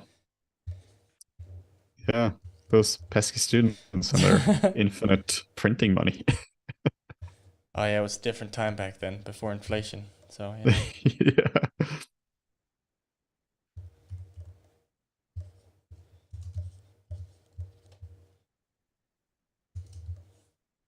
Yeah, just a little reminder, I'm working at Sculpting now, that we have a 50% sale on everything for an additional 17 hours, 2 minutes and 26 seconds exactly. So tons of really cool courses that are 50% off. This is going to be the last big sale like this for quite some time. So if you're interested in some of that, check it out. Here is, for instance, Ben Erd course. Even if you aren't interested in buying a course, just check out the link, just because the art is stunning there. We also have a pretty cool trailer for it as well. I'm just going to actually just send a trailer, just because trailers like that are cool. I just really enjoy watching these kind of trailers, just because it's somebody who's really good at what they're doing some cool stuff. We put a lot of effort into the trailer as well. So my God. Yeah. That took quite a long while to render out those turntables and the editing and everything. And also and then Ben sent us feedback, and we sort of decided to re-render all the shots for the trailer. So that took some time as well. But it got so much better after that feedback session. Yeah. When someone like Ben gives you feedback, you listen. He knows his stuff. Henning Morten, did you leave the CG industry before deepfakes started to become a thing? Yeah, they weren't really used at all back then. Where do you see things going in near future? Yeah, very interesting where that's going to go. think, first off, it's going to be used more and more, and it means that the barrier of entry is going to get lower. I think that's the whole thing with a lot of AI things, like with deepfakes, that it means that instead of having a whole team needing to do something like a face replacement or something, it means that a lot of smaller studios can do that as well.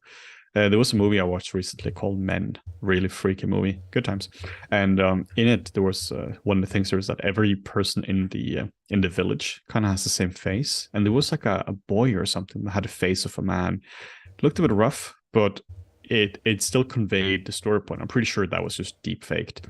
And once that gets better, I think you're going to be able to see a lot more interesting things like that. In terms of the whole, I was afraid of that. Well, what's going to happen with like politics? Because now you might have a politician being shown to say something, and people will believe that.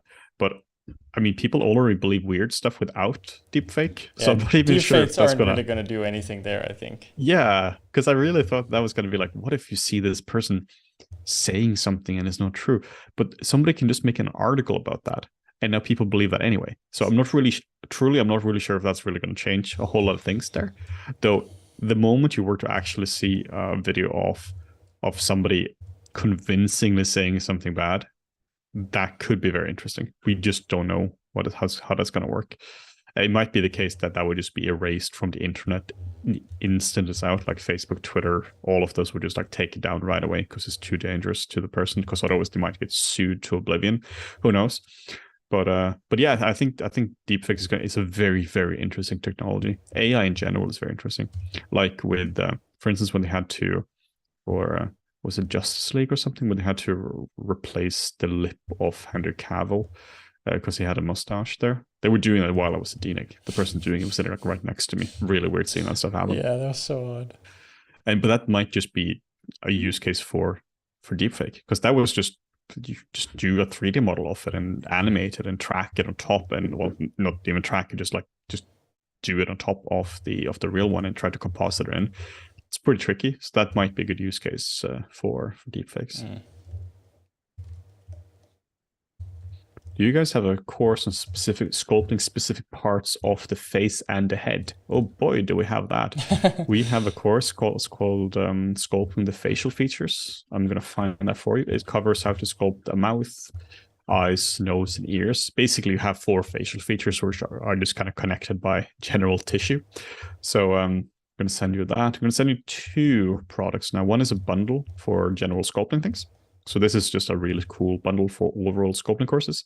And then in this bundle, we have Sculpting the Facial Features, which link is coming in a second. Our site is being super fast. I'm just choosing to delay sending links because of aesthetic reasons. So yeah, the first one is a really cool bundle with a bunch of super courses, and then the second one is specifically sculpting the facial features. So that one you learn how to do the mouth, eye, ears, and mouth.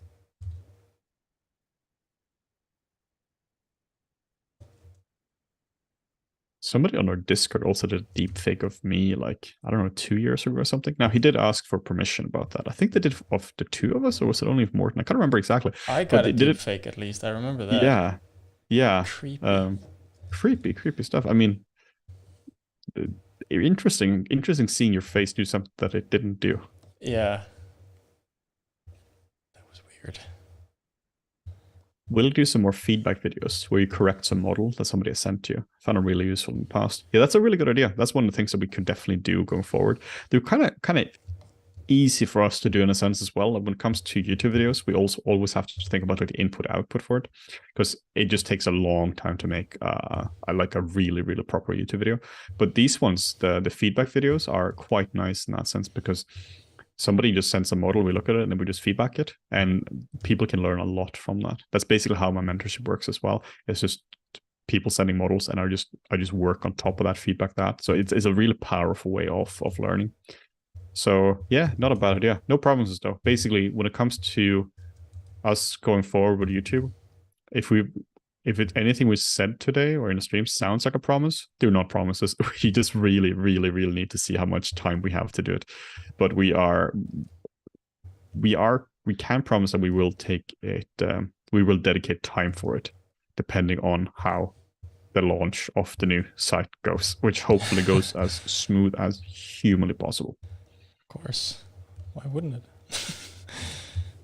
Yeah. Okay, there we go.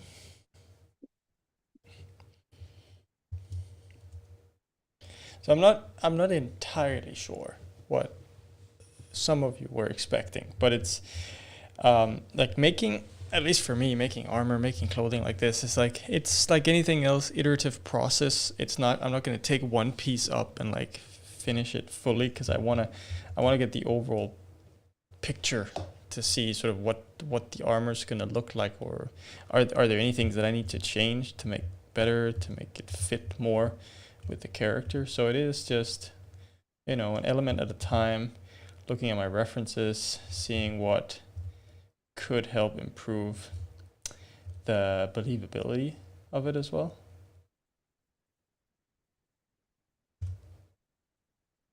But we're starting to get to a point where it's like, okay, you can start to get a sense for the type of armor that he's wearing up here. Trying to tie it all together and make it look, I guess, more realistic.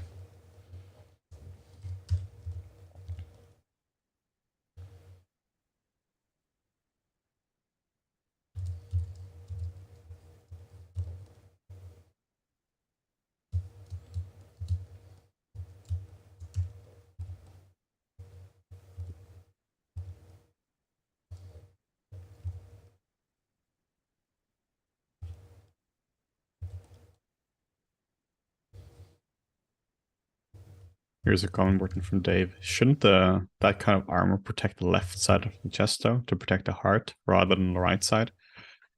Heart's in the center of the body, not the left side.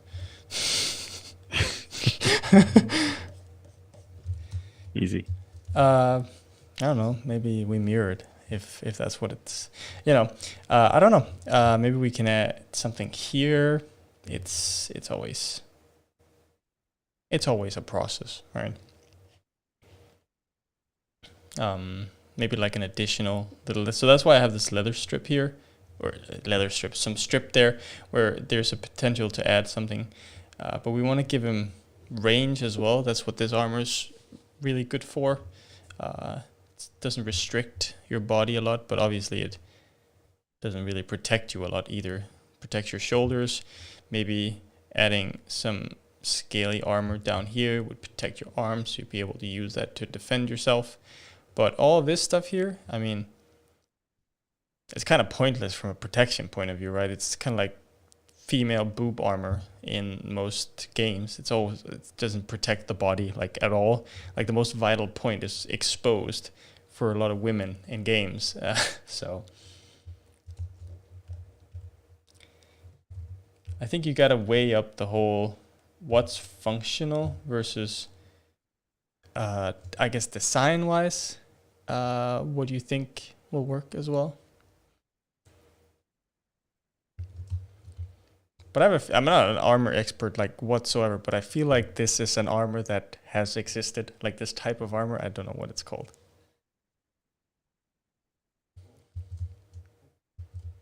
Probably a lot of inspiration in like gladiator armor for this kind of stuff, like really like makeshift kind of things as well. I watched a video the other day. It's been like it's like a project 3 years in the making. It's like bow versus armor or something. There's a dude on YouTube called Rob. He has a channel called Rob's Workshop, and a couple of years ago they did this historically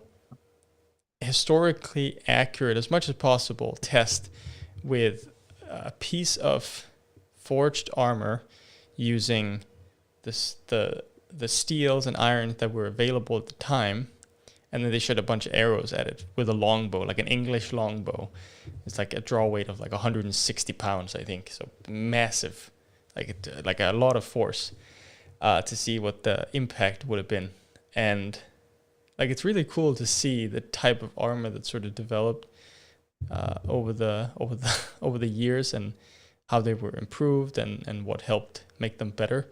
One of the things that was interesting from this video that came out now is the chainmail. Chainmail just is like by itself does nothing to stop arrows. They just go straight through. I actually thought that it would kind of stop the arrows, but nope, it just goes straight through. What's interesting about armor as well is gets super advanced, and then the gun is invented, and it's like, oh yeah, Yeah. that's kind of pointless now. No, Dave, your question it wasn't rude at all. No worries. Somebody's asking about what custom interface to use and hotkeys. So if you scroll up a little bit, there's a link to it, to the custom UI in ZBrush, custom UI and hotkeys we use in ZBrush. It's like a downloadable free product from FlippedNormals.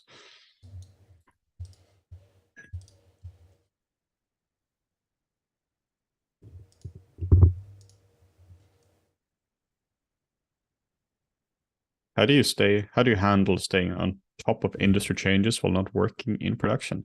Well, luckily my girlfriend is working in production, so I am asking her questions all the time. She's telling me stuff all the time, and I'm also keeping up to date with software as well. Like, for instance, when we left the industry, Substance Painter really wasn't used a whole lot, and now it is being used a whole lot. So it's like, learning these kind of things and just staying on top of that as well.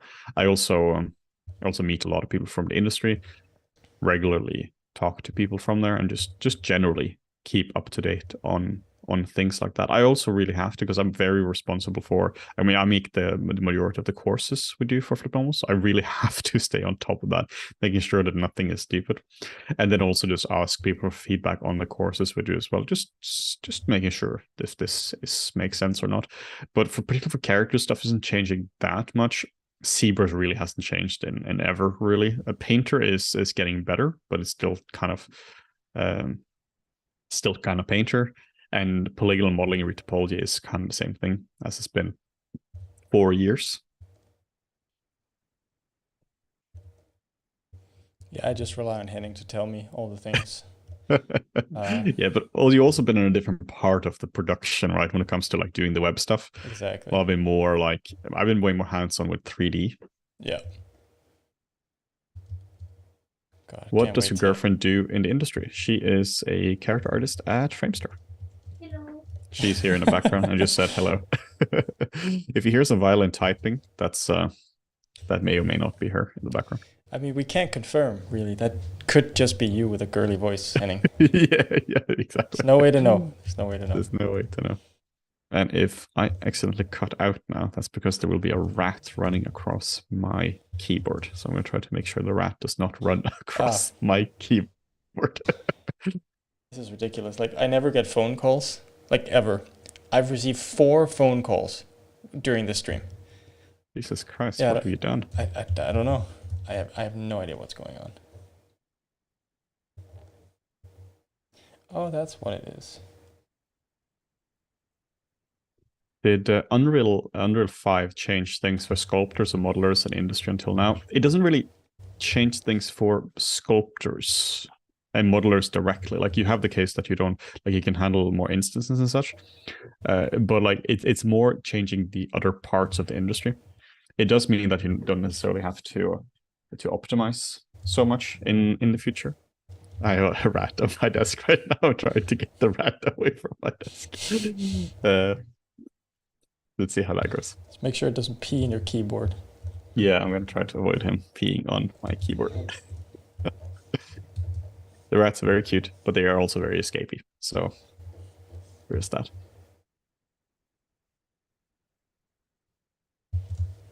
Did I hear that I write as Framestore? Yeah, Framestore, just a store that sells frames.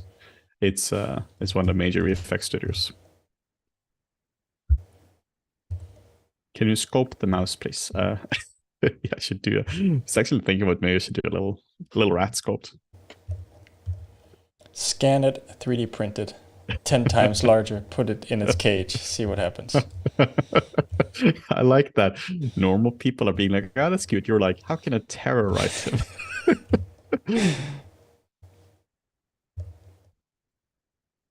They charge per frame of VFX, right? I don't think they charge per frame of VFX. Oh man. I mean, yeah, that's interesting. Wow. Imagine that.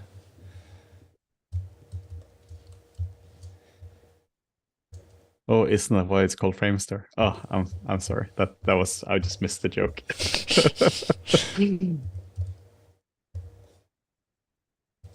What was the feeling of going to work in a studio for the first time?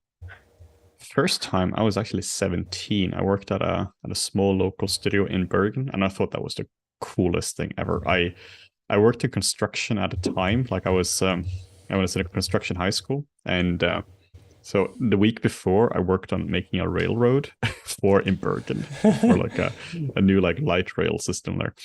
And the next week I was working in a studio and I was building like 3D models, and that was like the coolest thing I'd ever done. So that was super cool. It was really cool just to see that I could work inside where it wasn't cold. This was in Bergen in Norway, where it's notoriously cold and rainy. So being inside instead of outside in the rain at 7 degrees, that was my first impression. My first impression was my basic human needs have now been met. And that is lovely. And I never want to do manual labor again because that was very nice. But then I got to London, and yeah, that was pretty interesting to see. It was pretty chaotic in the beginning because I started as an intern. Started Framestore as well as an intern, and didn't really do much for the first few days, and then I worked on Paddington, and that was in the last phases, and that was very, very chaotic. It was just a lot of props that had to be done. So then it was just basically just like speed modeling, a lot of props of Paddington. Good times. It was really cool that the first movie I worked on was like a very sweet movie. It was actually a good movie. Like Paddington is one of the really, really sweet and fun movies. I honestly can't remember. I have no clue. It's been so long. So I was probably excited, I would assume. Probably. How many years of creative background did you have before 18? So I started with Photoshop when I was 15. That was 2006. And then I started with ZBrush the year after. So when I was 15, no, I was 15, 16 when I started with ZBrush as well, and kept going back and forth between that. But it wasn't like, that means I had 3 years experience when I was 18, but it wasn't like I was good at it. Like it took a long while to learn that. So don't confuse people who's like drawn their entire life with being good their entire life. So yeah, I basically when I got the first job, that was when I got a lot better. But until then, I've just been roaming around trying new things. Yeah, for me, I started with 3D when I was 15, but I hadn't really drawn before. It wasn't something I did. I just started with 3D and just sort of went from there. And then afterwards, I learned to draw, actually. What's weird about that is that now that we have hit the 30 threshold, we have now done 3D for more than half our lives. That is, yeah, there's that. That is a weird feeling when you spend more than half your life on this. But it's also, it's not saying you need to spend half your life on something to get good at it, but we've truly dedicated ourselves to this, like with our careers and studies and the company we built as well. Like it's been quite a journey. Yeah, it really has. How old are you guys actually? How old do you think we are? Well, I mean, math-wise, that's pretty easy now. Yes, but maybe they didn't pay attention. Maybe they're terrible about in math.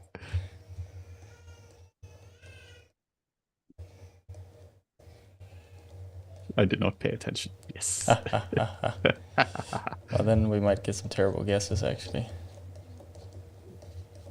Yeah, Morten is actually 17, and I'm 19. Yeah, that's what it is. That's what it is. Yeah, so we're both. You're 32 now, aren't you?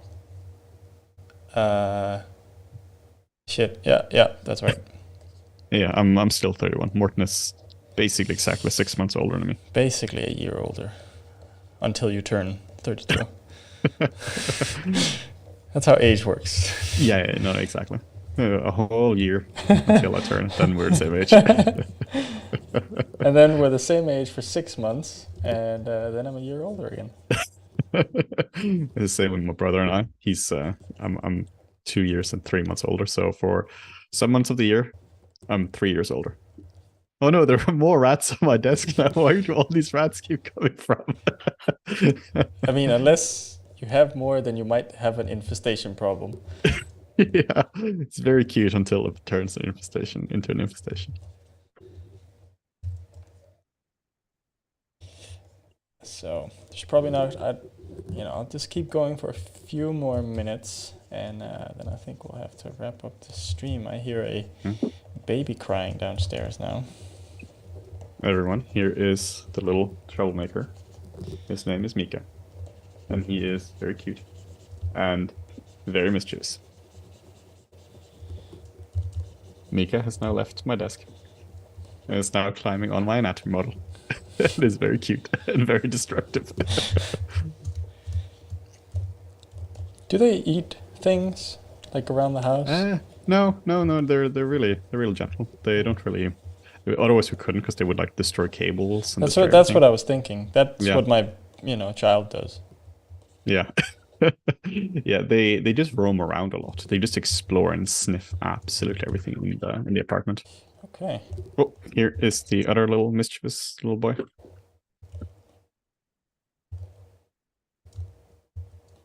How many do you have? Well, I seem to have two. I might have more. I think the total tally is 2. Yes. And they're both male, so they're not going to be multiplying. Yes, exactly. Okay, smart.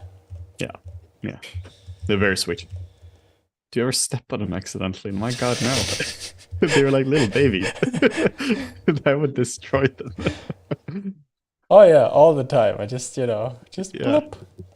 I do step on my cat though back in Norway all the time because not on purpose, obviously, but cats are just very steppable. They walk in front of your feet when you're just walking. So it's mostly their fault. I almost hit a dog the other day. I mean, we were visiting some friends, and they have a dog or 2 dogs, like massive dogs, and the dog just didn't care that there was a car. I was driving fairly slowly, and it just decided to go in front of the car. So it just yeah. Goodbye, cruel world. Yeah. It survived, so all's good. Oh, that's good. Yeah, your character's coming along quite nicely. Your hair? Your character. Oh, Henning? Or am I? Oh, no, I just said your character is coming along. Oh, I thought you said, "Hey Henning, your character's coming along nicely." I was like, okay. No. Yeah, your stuff looks so much nicer when you're sculpting. Like I'm so distracted with the chat whenever I'm sculpting. I can't do anything there. Yeah, I just leave it. I leave it in your hands, and then I forget the world exists. Yeah, it's so much easier to do the stream or 2 people. Yeah. I mean, you can't really like if you're sculpting alone or streaming alone. It's just you have so many more things you need to take care of. So yeah.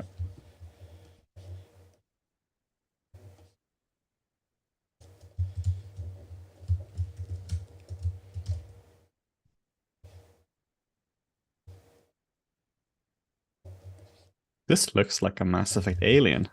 Wow, what a coincidence, Morten. What that a this looks like. How do you spell that? Mass Effect? I don't know. Never FX heard like of it. FX. Never heard of it. Never heard of it. This guy's name is Kratos the Prothean. Unrelated actually. That's just something I came up with on the fly. Yeah, that was pretty cool. Really good job on that. Thanks.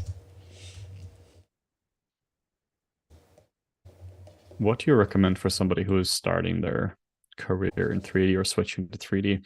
So here is actually this is 50% off now. This is our collection of all our intro courses. Basically, check this product out. Look at the various intro courses. You're going to get a really solid introduction to what 3D is and generally how the software work. And then you can add new courses, or you can start doing your own personal project. Basically, it's enough for you to get started with your own personal work. That bundle. It probably would be equivalent to like first year of university. That little bundle in terms of like hours and the topics covered. Something that's interested when it comes to university courses, like both Morten and I have been teaching at university and such. And I'm not sure about your work, but my lectures, my live lectures at the university, are much worse than my recorded lectures. Oh yeah, same.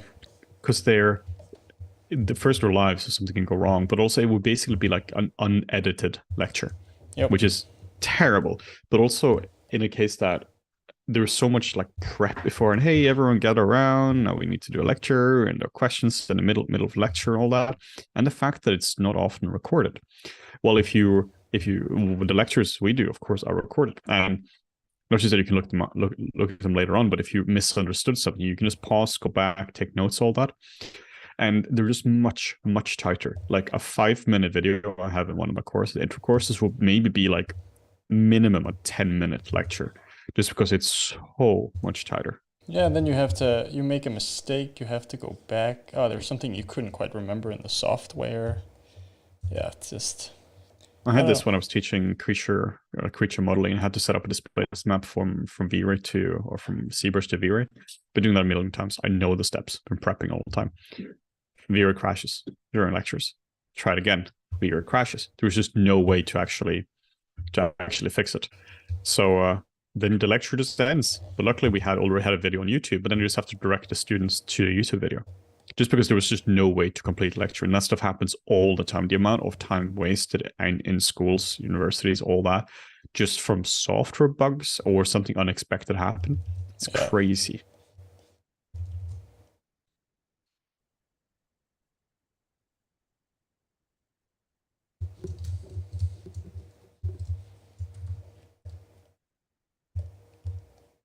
Next live stream 2023. Yeah, probably most likely no more live streaming until then. Also, Morten and I will need to collapse and hibernate for a little bit now. Yeah, we need to recoup.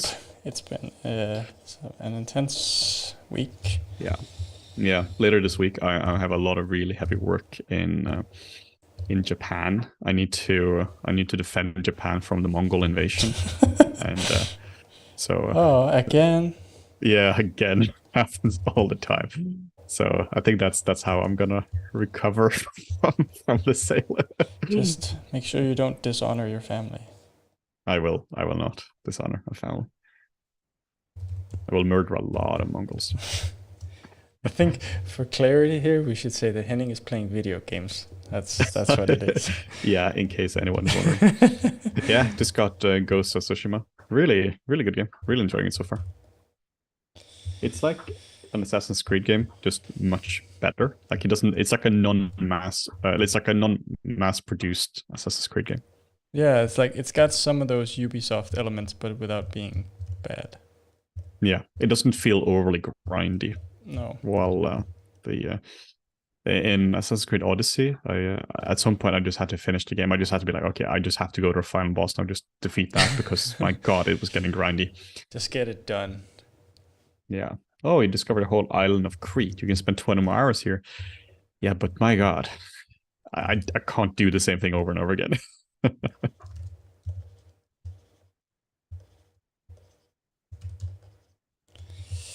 Okay, I think that's I'm gonna call it done here. So there you go. So I hope that gave some people some insights into the armor, creation process. It's really just a lot of this stuff, at least for me. Other people probably have other approaches, faster approaches, slower approaches. There are so many ways to do things in ZBrush. You could block it out in Maya or Blender first, so you have some base topology to work off of, but there's a lot of different ways to do it. Dave has a comment. Henning Morten, once again, thank you so much for the great insight and for releasing so much great content over the years. We all admire your skills. Yay, FlippedNormals. Yeah, thank you so much. We really appreciate it. Yeah, thank you, Dave. It's been tons of fun doing the streams. It's been really fun talking to, getting more connected to the community again, talking to fine folks like the Mr. Dave Navon and Adam Southey and all the other fine people of the FlippedNormals community. So we'll definitely do this again. No promises when this will happen, but next year you should expect a lot more really cool FlippedNormals content. Yep, it's coming. We promise, ish. It's a 90% promise. Yeah, it is. It is. All right. And just make sure to check out our products. You can see the link here on FlippedNormals. And yeah, we'll see you guys later on. Thank you so much. Bye bye.